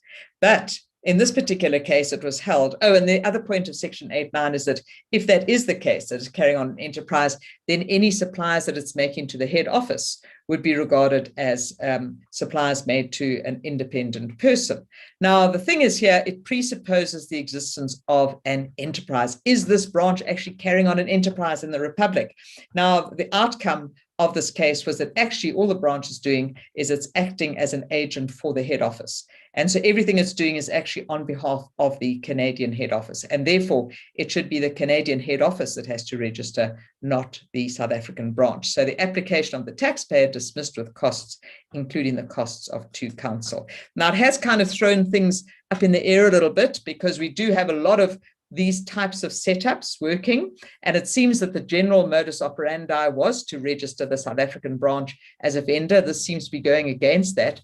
So it's going to be interesting to see what comes out as a result of this. Will this matter go on appeal and have a different outcome, or will there be some clarity brought from SARS in terms of the obligation to register and where that obligation actually sits? But you can see that when there's such a different outcome in terms of the VAT situation, standard rated versus zero rated, it would seem that it would tend to sway on the side of looking at the international head office as being the vendor that has to register. And then all of the supplies that are made in South Africa certainly would have to carry VAT at the standard rate. Okay, that's the end of the discussion on the cases. Let me move then on to the SARS documents and notices. I'm going to talk about the 21 filing season, the SARS notice on rental income, and then some recent interpretation notes. Okay, so just note that interpretation note number 14 has been updated. That deals with advances, reimbursements, and allowances. It's been updated for the amendment dealing with the reimbursement of expenditure when a person travels for business just for within a day, not overnight. So it's just been updated with that amendment that came through from the 1st of March this year. Also note that the interpretation of note number 12 dealing with recoupments assets in a deceased estate. Of course, the treatment, tax treatment in a deceased estate has changed, and so that interpretation note has been withdrawn. And I'll talk briefly about these other interpretation notes later. All right, let's have a look at the 21 filing season. So the filing season will open on the 1st of July. SARS has published their annual notice in which they indicate who has to submit a tax return. That notice was published on the 14th of May. I'm not going to go through the whole notice, but just to make the point that you remember there's always that exemption for individuals who earn gross income from one employer. And this exemption will apply when your gross income consists solely of remuneration from one employer not exceeding 500,000 Rand, and the employer has been correctly withheld. The employee's tax has been correctly withheld by the employer. All right, so the remuneration threshold of 500,000. And in addition, your other sources of gross income is interest, which is fully exempt, dividends going to a non-resident, and then amounts from a tax-free investment. So in other words, you don't have any other taxable income. You've only got remuneration. It comes from one employer and it doesn't exceed 500,000, and the employer has withheld the correct amount of employees' tax. And note that when we talk about remuneration, without any fringe benefits or allowances, because as soon as you have an allowance, then of course the indication is that you'd be claiming a deduction, for example, against a travel allowance, and you would need to be submitting a tax return in order to do that. Okay, SARS will be using the auto assessment process again this year, like they did last year. And there is the exemption that if a person is notified that they're eligible for auto assessment and the person confirms that their information is correct, then they would not have to submit a tax return. But you need to reply to SARS SMS when they put out the auto assessment. It's when you accept that the information is correct, then you are eligible for the exemption. You don't have to submit a tax return. But if you ignore the SARS notice on the auto assessment, then the assumption is that you do have the obligation to submit a tax return. And if you fail to submit, then SARS is going to raise an estimated assessment. Okay, so this filing season will then open on the 1st of July. Deadlines for submission, non-provisional taxpayers will be the 23rd of November, and provisional taxpayers will be the end of January next year. There has been a revised ITR 12 return, which has gone out to all the RCBs for comment. Comment has been submitted, and so I think everything is good to go for release of the tax return comes the 1st of July. So good luck with all of that to get through the filing season. Of course, we currently are still in the season of the EMP 501 reconciliations. Those are due to be submitted by the 31st of May, which is Monday next week, right? So that deadline is looming. Please be careful and please warn your clients to be careful to make sure that they do submit by the 31st of May, because SARS will be levying this penalty for late submission. It is a penalty of 1% of your PAYE for the year. It's 1% of that for every month that the reconciliation is outstanding, and it's or it's an incomplete submission. Okay, and that can go up to 10% of PAYE, but it doesn't end there, because it can even lead on to criminal prosecution. So an employer who willfully or negligently fails to submit an EMP 201 or 501 is guilty of an offence and liable upon conviction to a fine or imprisonment for up to 2 years. So it's extremely serious to ensure that these returns are submitted correct and complete. Okay. Notice, of course, that there was the SDL holiday from May to August, and that needs to be correctly reflected on the EMP 501, that you show a nil SDL for those particular months. Otherwise, you're going to end up with additional liability with penalties and interest. So make sure that that is correct. Okay. Of course, I think many of you might have seen this notice that SARS released on their website on the 11th of March, warning people to declare their rental income. In previous years, prior to the COVID era, many people, more and more so, were getting involved in Airbnb, renting out properties and so on. And the concern from SARS is that people have not always been declaring income. Even if you rent out a garden cottage, even if you rent out a room in your house, you are earning income, and that rental income should be declared. Of course, you might be eligible for certain deductions, and you would take those deductions into account.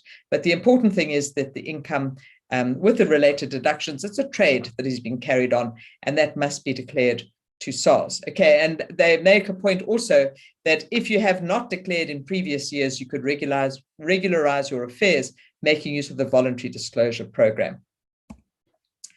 Okay, then on to the interpretation notes. So a new interpretation note issued in March 2021 was interpretation note 114, dealing with trusts and beneficiaries and looking at the interaction between 25B and section 7.8. Perhaps let me just go to that Q&A. Where's my cursor?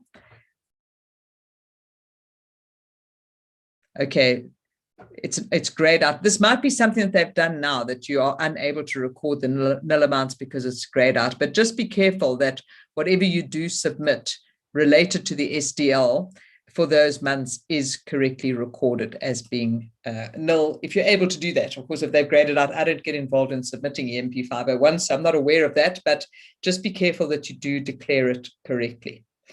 Okay, so back to interpretation note number 114. So the issue here is that when we look at the way in which trusts and beneficiaries are taxed, and I mentioned this briefly earlier, that remember, a trust is a person capable of being taxed in its own right. We have tax rates that apply to trusts.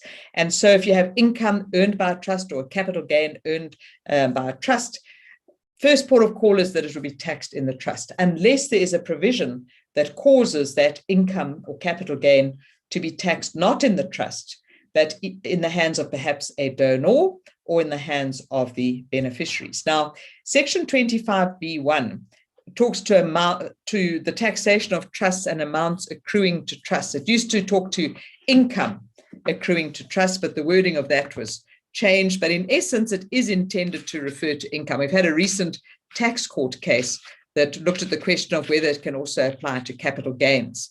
And the conclusion was that it doesn't. Well, SARS argument, which was slightly different in the court, but SARS argument and in the comprehensive guide is that it doesn't apply to capital gains, it only applies to income. But nonetheless, we're not talking about capital gains here. We are talking about items of income. So if you've got an amount of income that has been earned by a trust and the income has been earned as a result of or in consequence of a donation, settlement, or other similar disposition, then of course you've got section 7 that could apply. And section 25B applies subject to Section 7. So interpretation note 114 is a little bit of a technical interpretation note, basically saying that if you have conflict or inconsistency or incompatibility, then how do you approach this? And basically it must be that Section 7.8 in this case, income accruing to a non-resident in consequence of a donation, settlement, or other disposition made by a resident. So there's Section 7.8 would apply first before you consider the application of Section 25B. And so the rationale for the interpretation note is that these provisions are not being applied correctly by taxpayers, and they wish to correct this.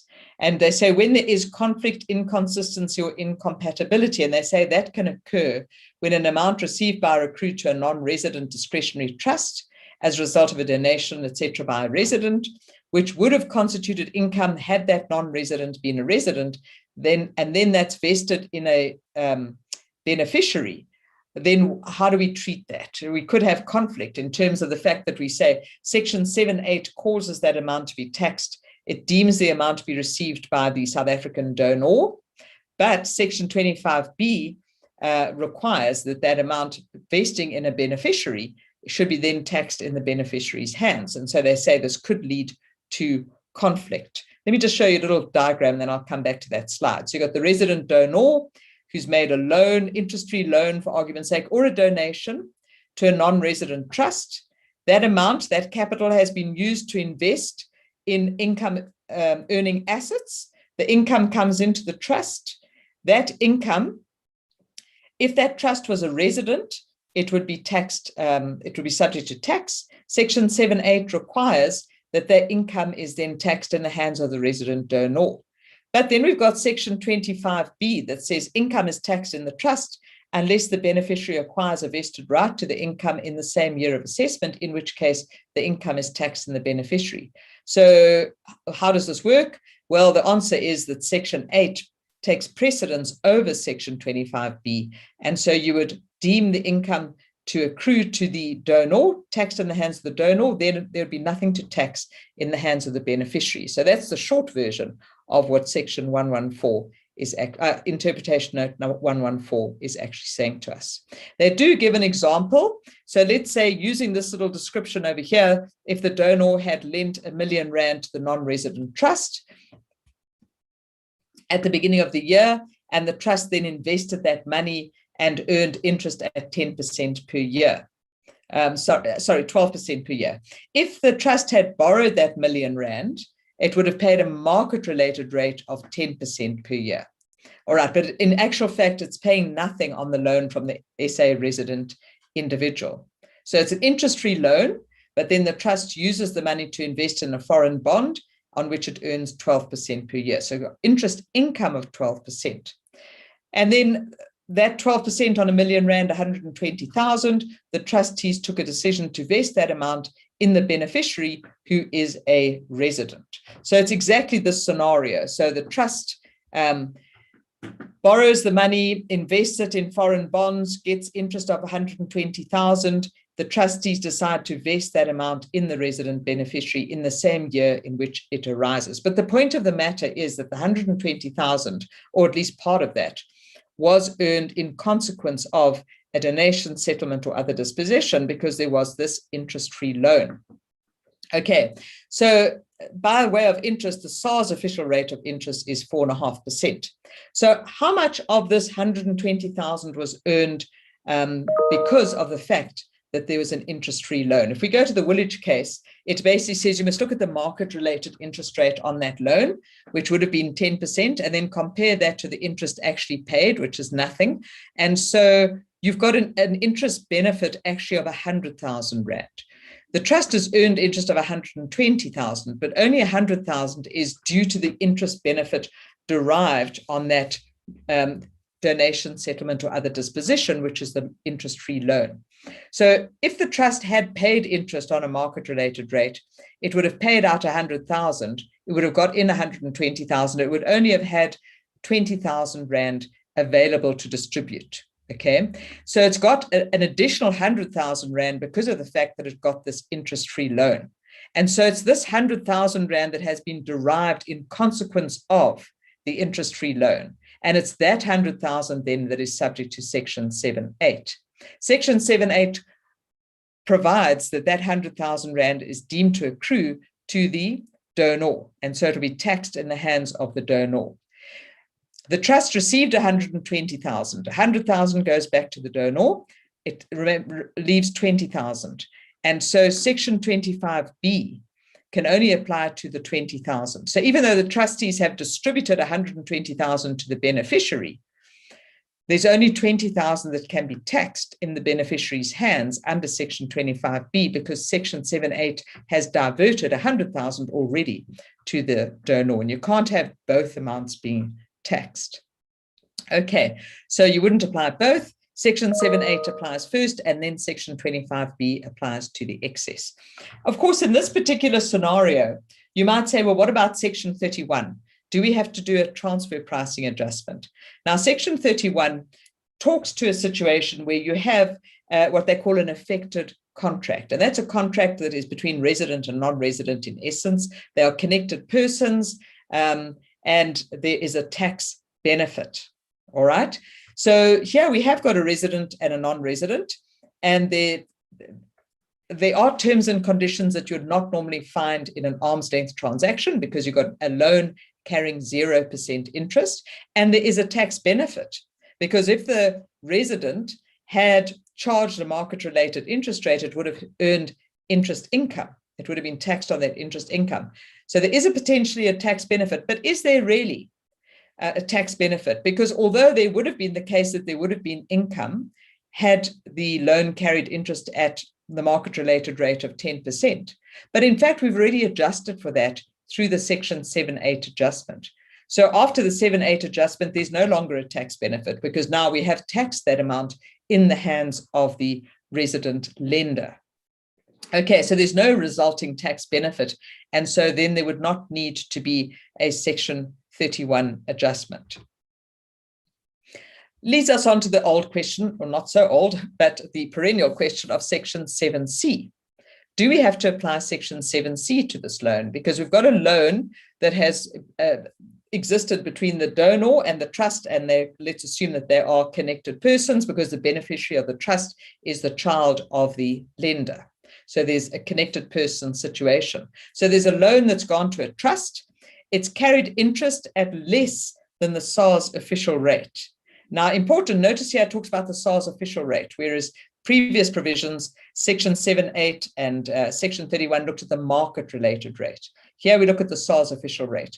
So here we look at the interest benefit being the difference between what would the interest have been had we charged interest at the SARS official rate of 4.5% versus what was actually charged, which is nothing.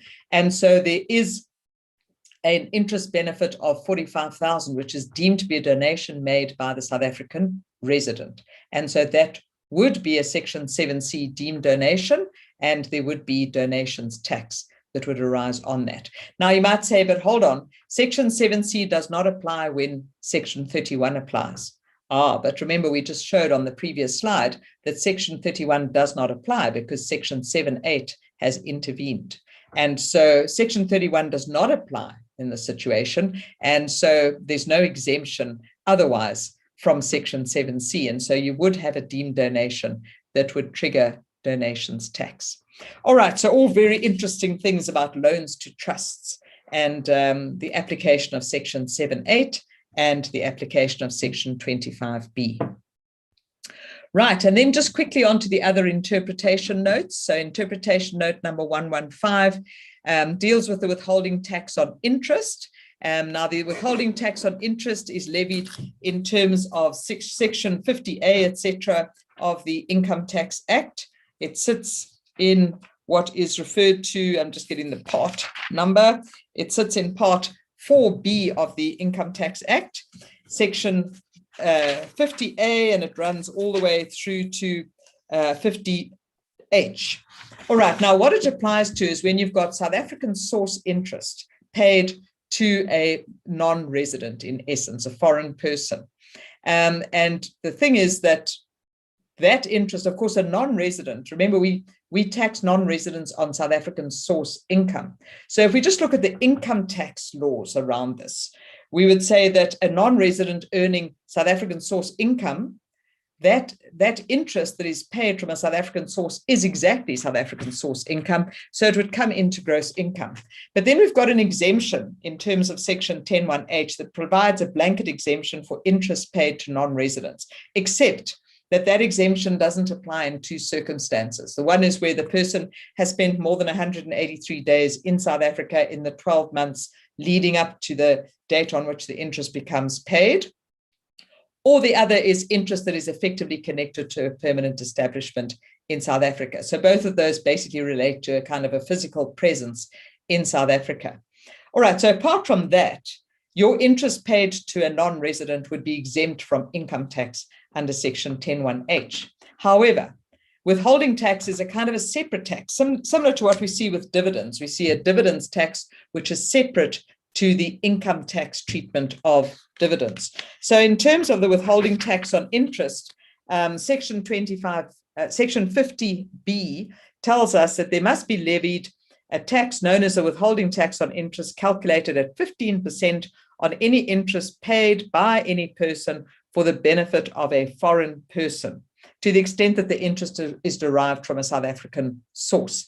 So it's a 15% final tax on interest going to a foreign person, applying to SA source interest. To see what is interest from a South African source, you look at section 9(2)(b) in this particular case, and that tells us, section 9(2) tells us income that is from a South African source. Section 9(2)(b) tells us that interest is from a South African source where the interest is attributable to an amount incurred by a person that is a resident, unless it's attributable to a permanent establishment outside the Republic, or it is received or accrued in respect of the utilization or application in the Republic of the credit under an interest-bearing arrangement.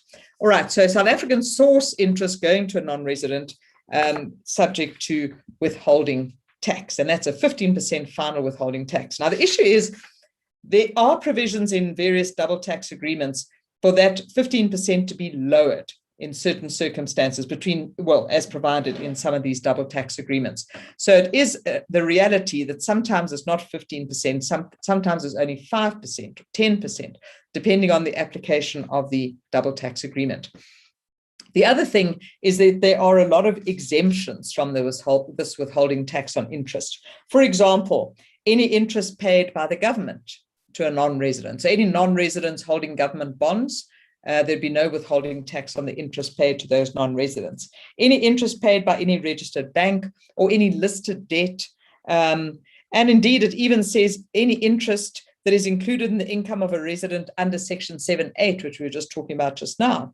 So it's interest going to a non-resident, but then it's deemed to accrue to a resident under section 7(8). There'd be no withholding tax on that interest. So there's a number of exemptions that apply.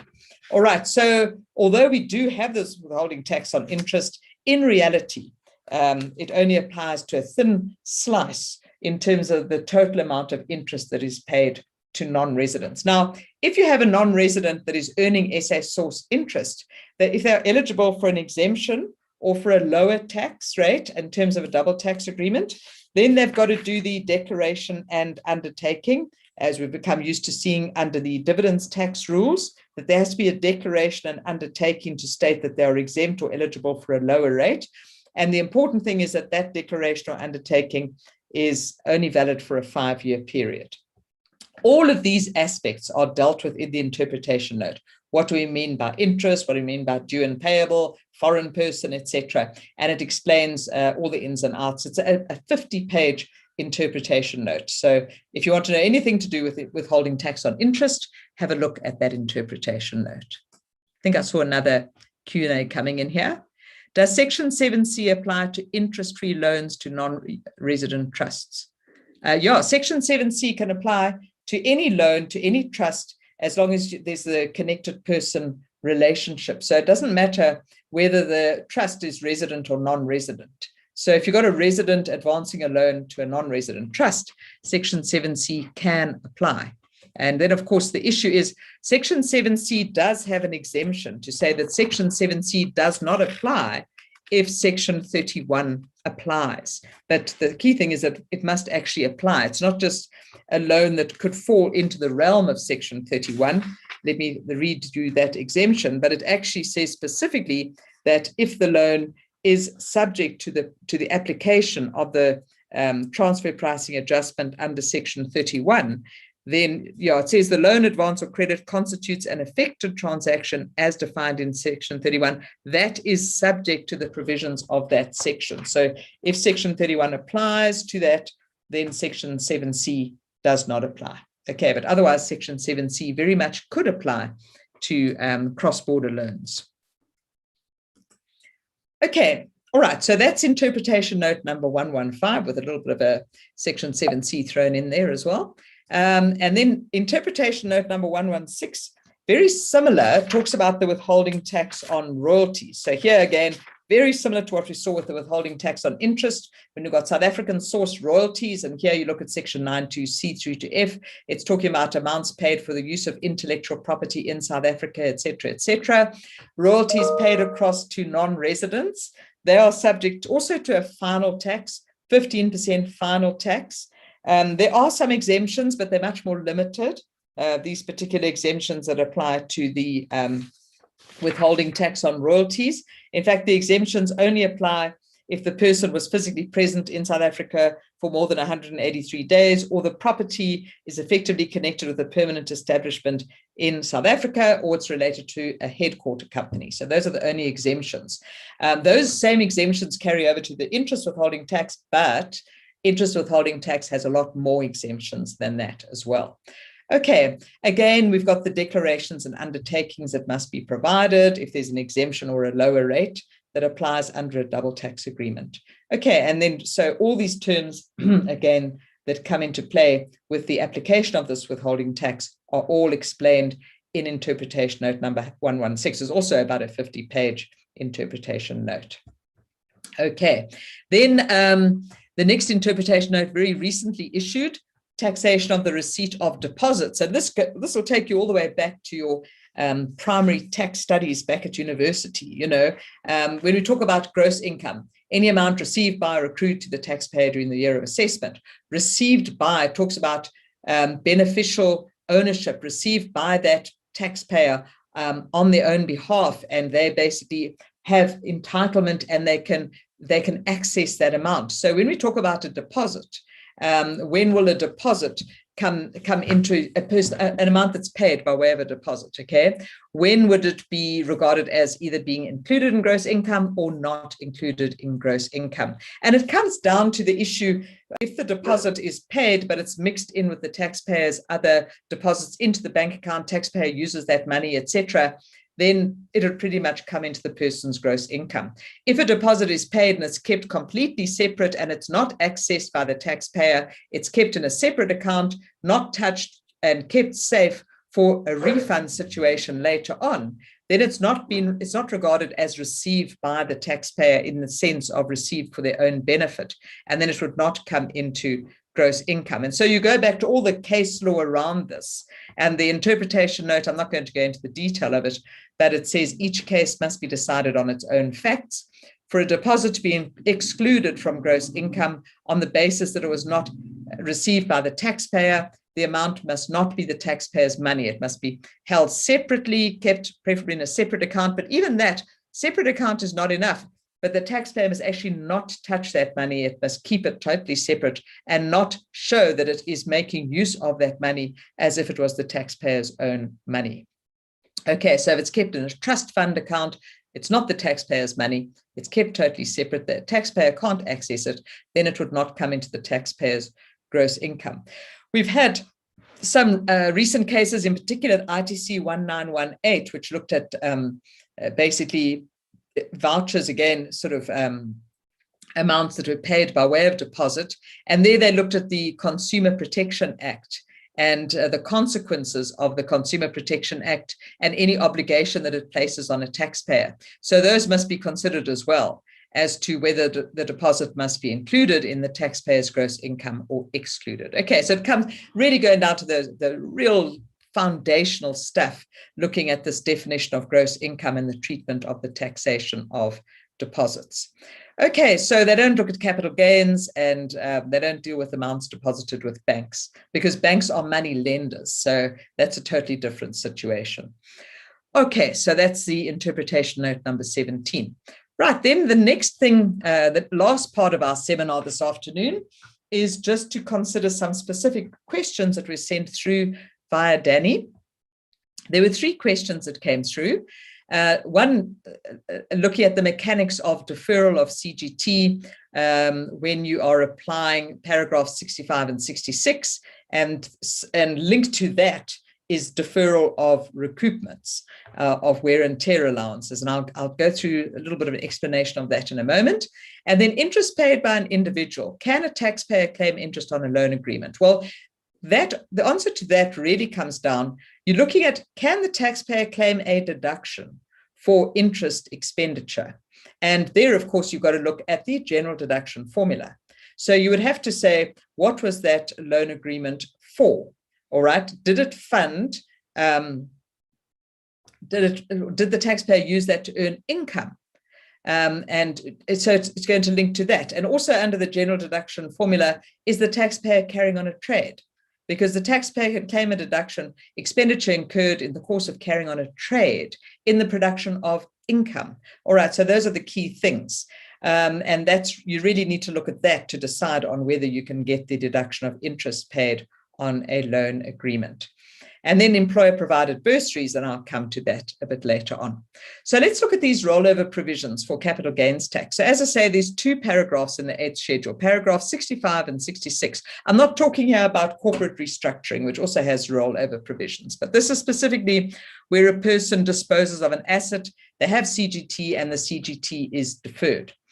Paragraph 65 allows that deferral when you've got an asset disposed of by way of operation of law, theft, or destruction. It used to talk about involuntary disposals, but it might not only be an involuntary. It could be, for example, a disposal under the Land Act or something like that. So there's an operation of law causing you to make that disposal, but it's kind of like involuntary, or theft or destruction, also involuntary, right?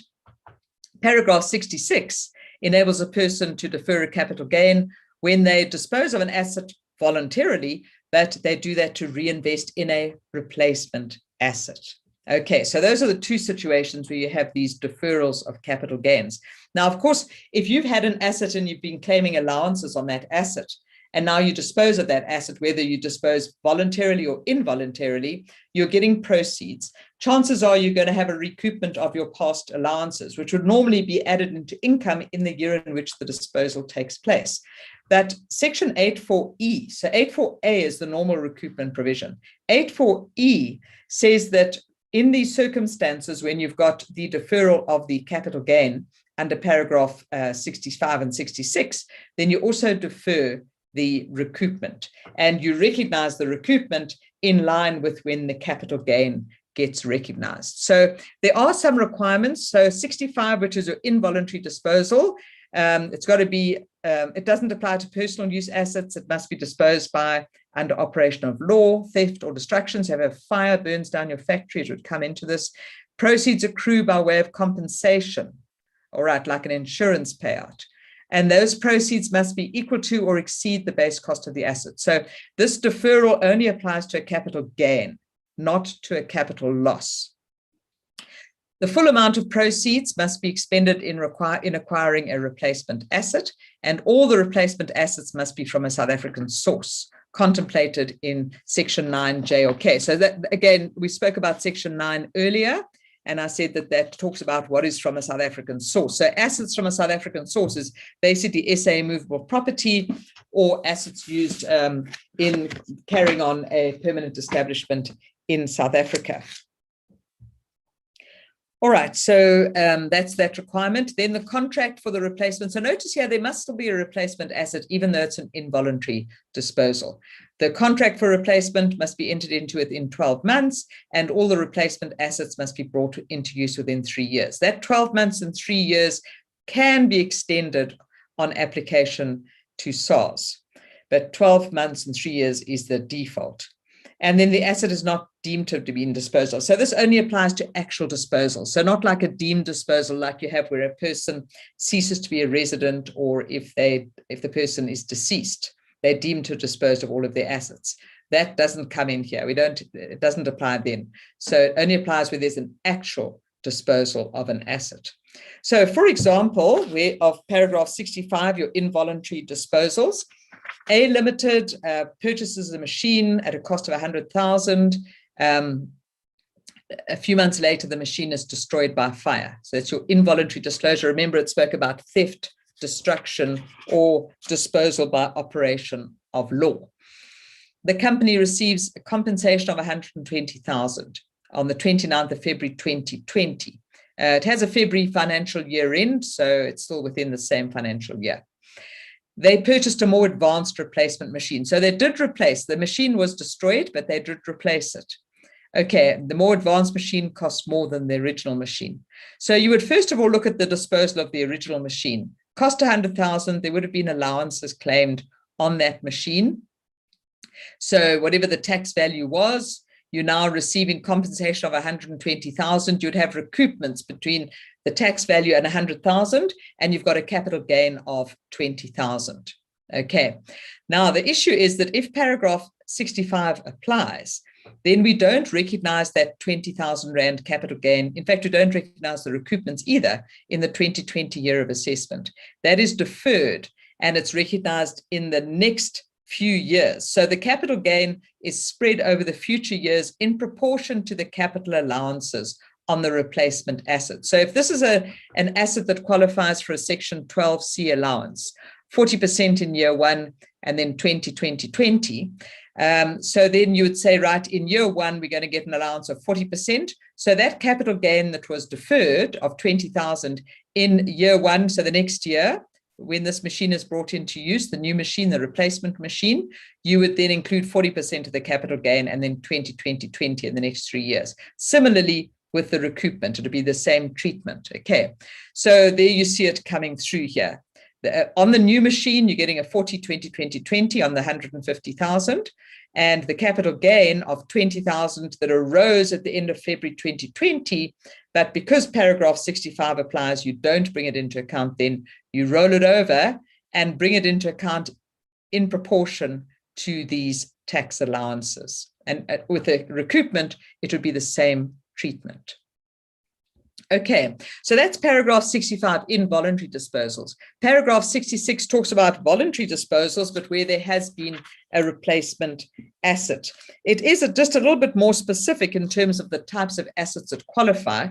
So again, it doesn't apply to personal use assets, and it talks about a voluntary disposal, but it only applies to assets that have qualified for these allowances. Of course, most times we see the 11E and the 12C, but notice that it doesn't apply to the Section 13 building allowances. Okay, so it's really only your movable assets that come through here. Again, the proceeds must equal or exceed the base cost.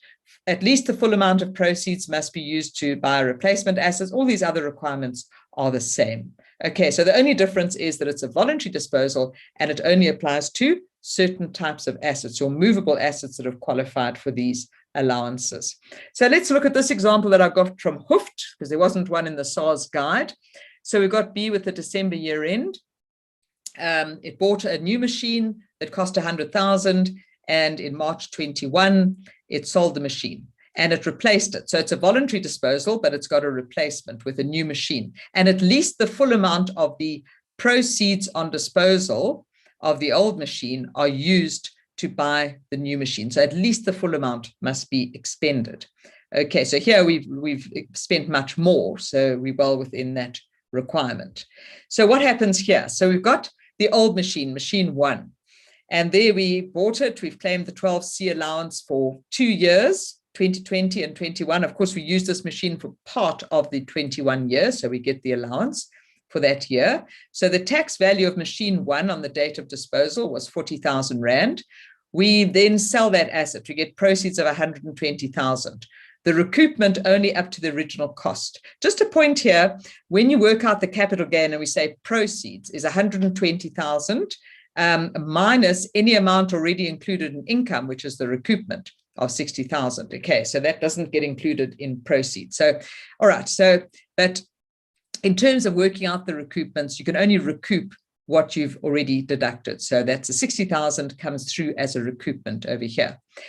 All right, so we've got a capital gain, we can see, of 20,000, but we've got a recoupment also of 60,000. And the taxpayer elects, so here you would actually elect paragraph 66, all right? Like with 65 as well. Again, 65 is also something that the taxpayer elects in their tax return. So here you elect that we're not going to be taxed on the capital gain in the first year. We're going to defer that, and we'd include it in proportion to the allowances that are granted on the replacement machine. So here's the replacement machine, cost 200,000. In the first year, which is 2021, all right, in the year in which the other machine was disposed of, we get a 40% allowance on the new machine. Okay, and then we would have to also add to income part of the recoupment. So I said we had a recoupment of 60,000 on the old machine. We now bring in 40% in year one. So we bring in 24,000 in that particular year. In the following years, the machine 2 would get the 12C allowances of 20, which is 40,000 per year. And your remaining recoupments, we had 60,000 times 40% in year one, 24,000. In the next 3 years, we'd take 60,000 times 20%, be 12,000 per year. So 12,000 over 3 years is 36,000 plus the 24,000 we recognize here. So we are bringing the 60,000 recoupment into account, but spread out over the ensuing 4 years. Okay, in proportion to the allowances that are granted on the new asset. Okay, so that's how that applies. Right, so that's the deferral. I hope that has answered your question. And then the interest on the loan, as I explained earlier, you need to look at the general deduction formula, the purpose of the loan. Also, the issue around the general deduction formula requiring that the person is carrying on a trade. If a person borrows money and pays interest and then uses that borrowed money to invest and earn interest, if the person's not a money lender, that in itself is not carrying on a trade. But then Practice Note 31, which is still valid, does provide that although you're not carrying on a trade, SARS will allow the deduction of interest in that case, but only up to the amount of the interest actually earned. So you can't create a loss situation there. If you were carrying on a trade, potentially you could get a loss situation, but of course you do have the limitations coming through Section 20, the assessed losses, and also Section 20A. But Section 20A only applies to individuals who have been taxed at the maximum marginal rate. If you have interest that is actually incurred in acquiring shares, for an individual, you wouldn't get a deduction for that because shares produce dividends which are exempt. So it's basically Section 23F. You can't deduct expenditure incurred in producing exempt income. But if you had incurred that expenditure in buying listed shares, then you can add 1/3 of the interest to the base cost in terms of paragraph 20 of the 8th schedule. Okay, right. And then the last question related to employer-provided bursaries. And I guess this links to the amendment that came into effect through the latest set of amendments that were promulgated in January 2021. Now, to start off, if you have an employee who derives any kind of benefit from the employer, that would indicate that there would be a taxable benefit, all right? So without this exemption, if the employer paid for something for the employee, or indeed paid the children's school fees or paid for the employee to go and study, that would be a benefit that the amount paid by the employer would be taxable, would come into gross income. This exemption provides a specific exemption that says that although you've now got this amount that's come into gross income, the amount is exempt if it is a bona fide scholarship or bursary that is granted to enable or assist any person to study at a recognized educational or research institution. All right, so the exemption starts off by saying this is what is exempt, but then it's got two provisos.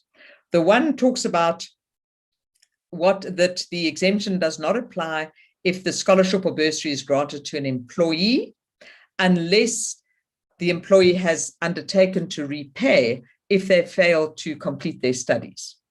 The second proviso deals with bursaries provided to relatives of an employee. All right. And that's the one that's received all the attention recently, because that second proviso says that even if it is a bona fide scholarship or bursary granted to a relative of an employee, the exemption will not apply unless the employee is earning not more than 600,000 a year, and then you would have limitations on how much exemption applies. So there's the first proviso dealing with bursaries and scholarships going to employees directly, and there's no change as far as that legislation is concerned.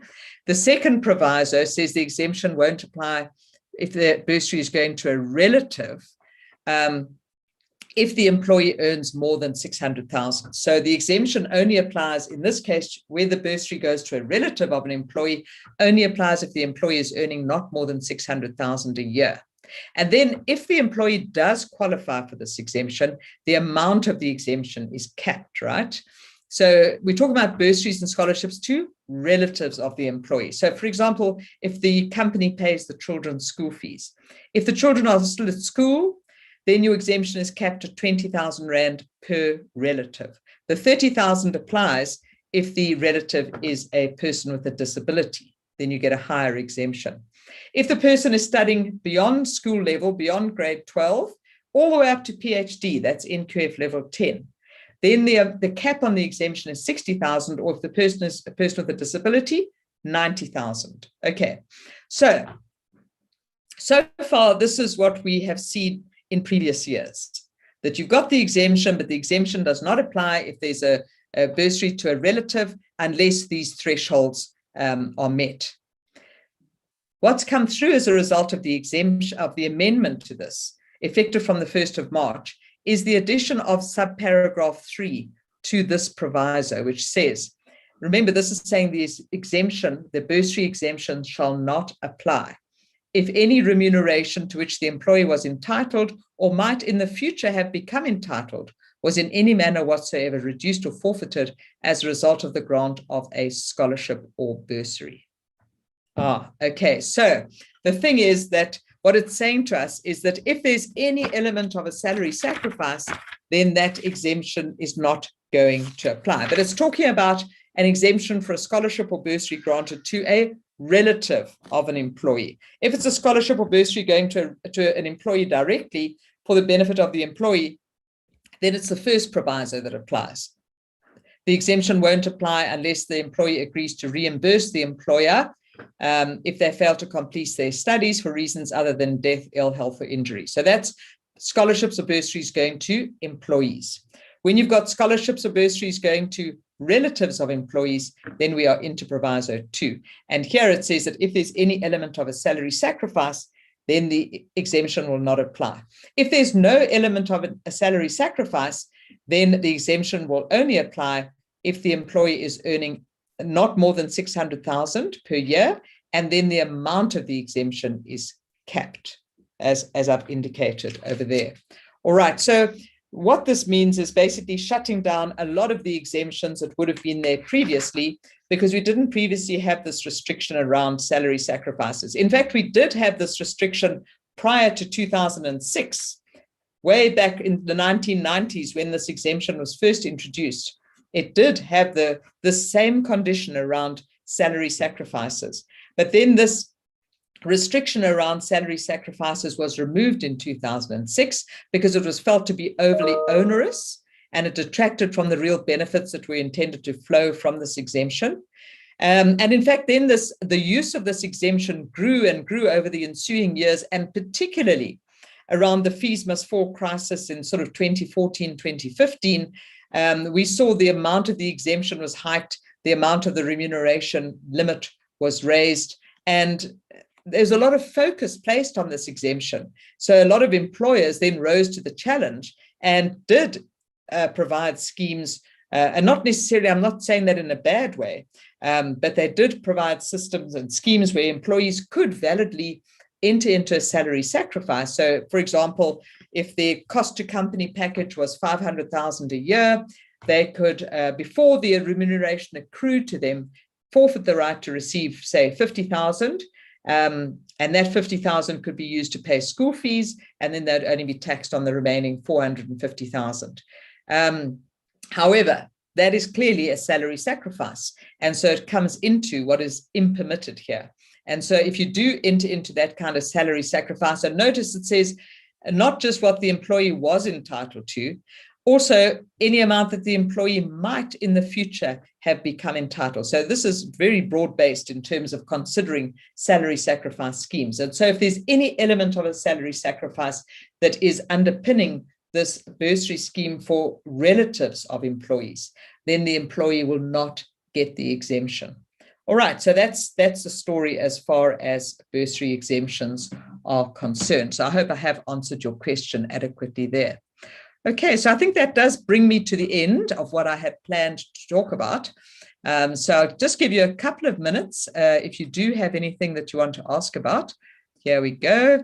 So Ian, in my experience, many parents have one or more adult children still resident at home. It seems to me that precautions need to be taken.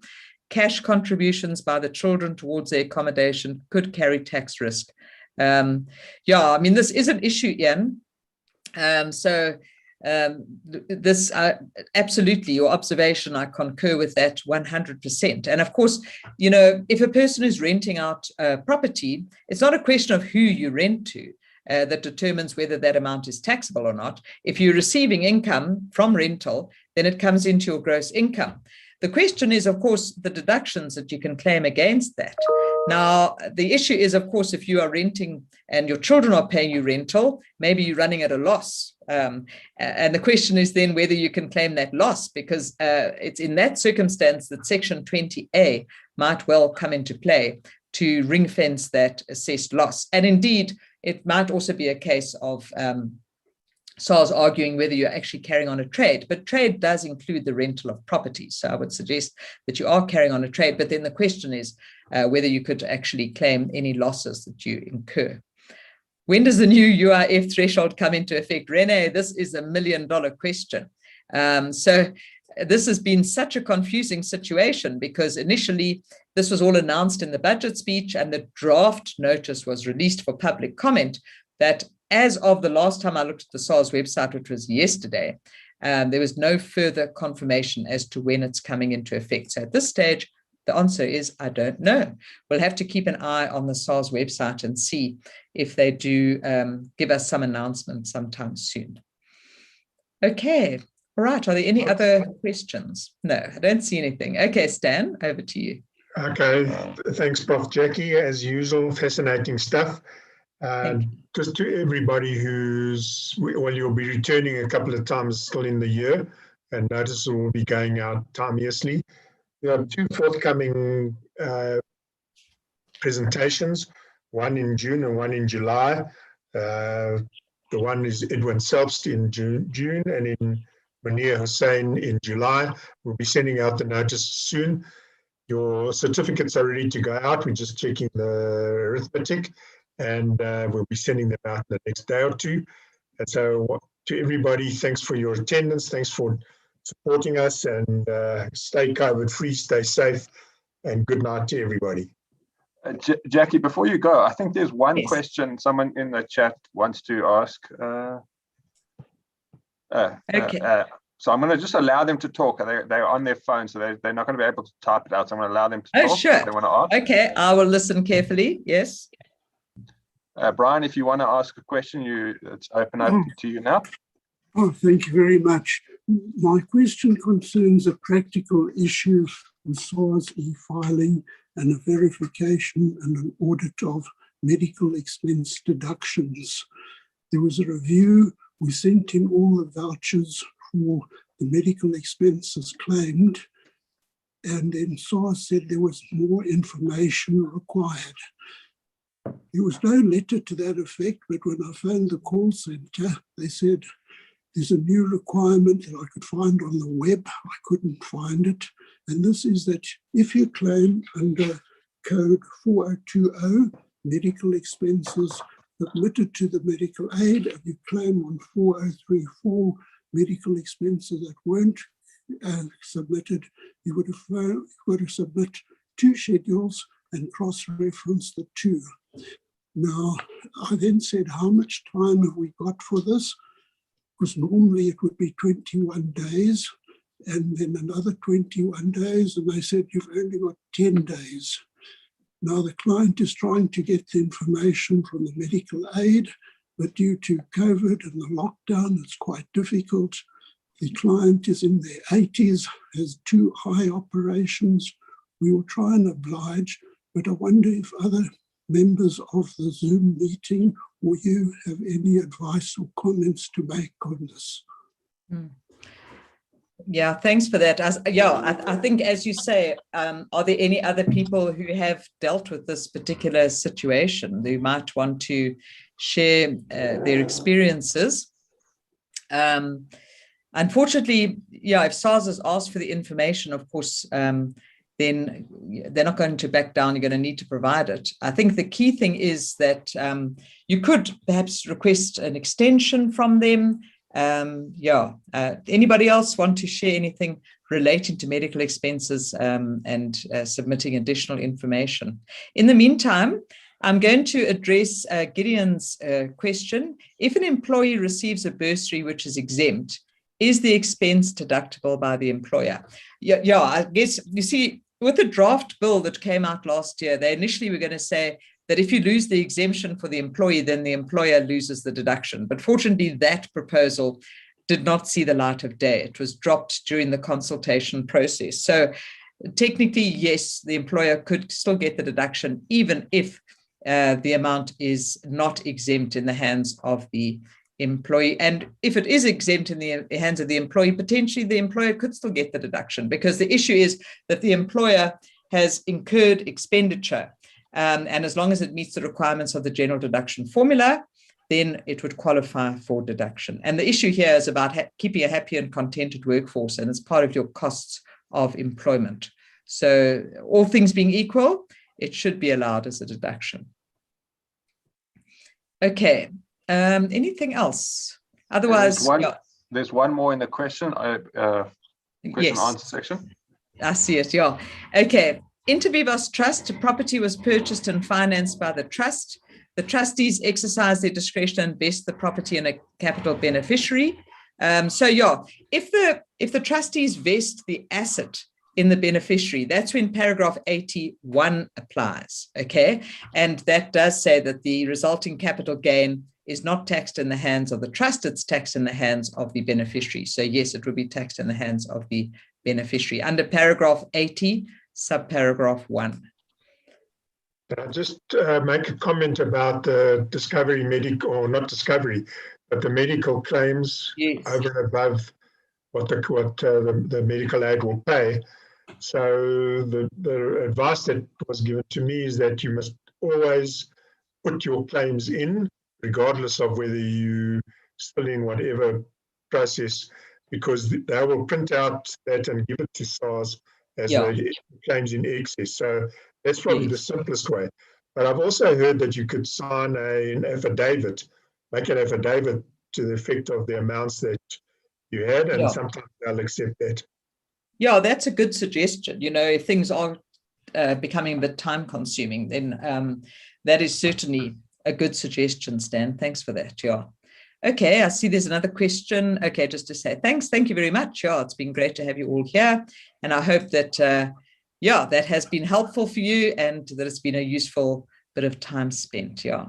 So thanks very much, everyone. I'll say goodbye then. Afternoon well spent. Thank you again, Jackie. It was very Danny. Informative. Lovely. Thank you. Thanks, everyone. Bye-bye. Cheers, everyone.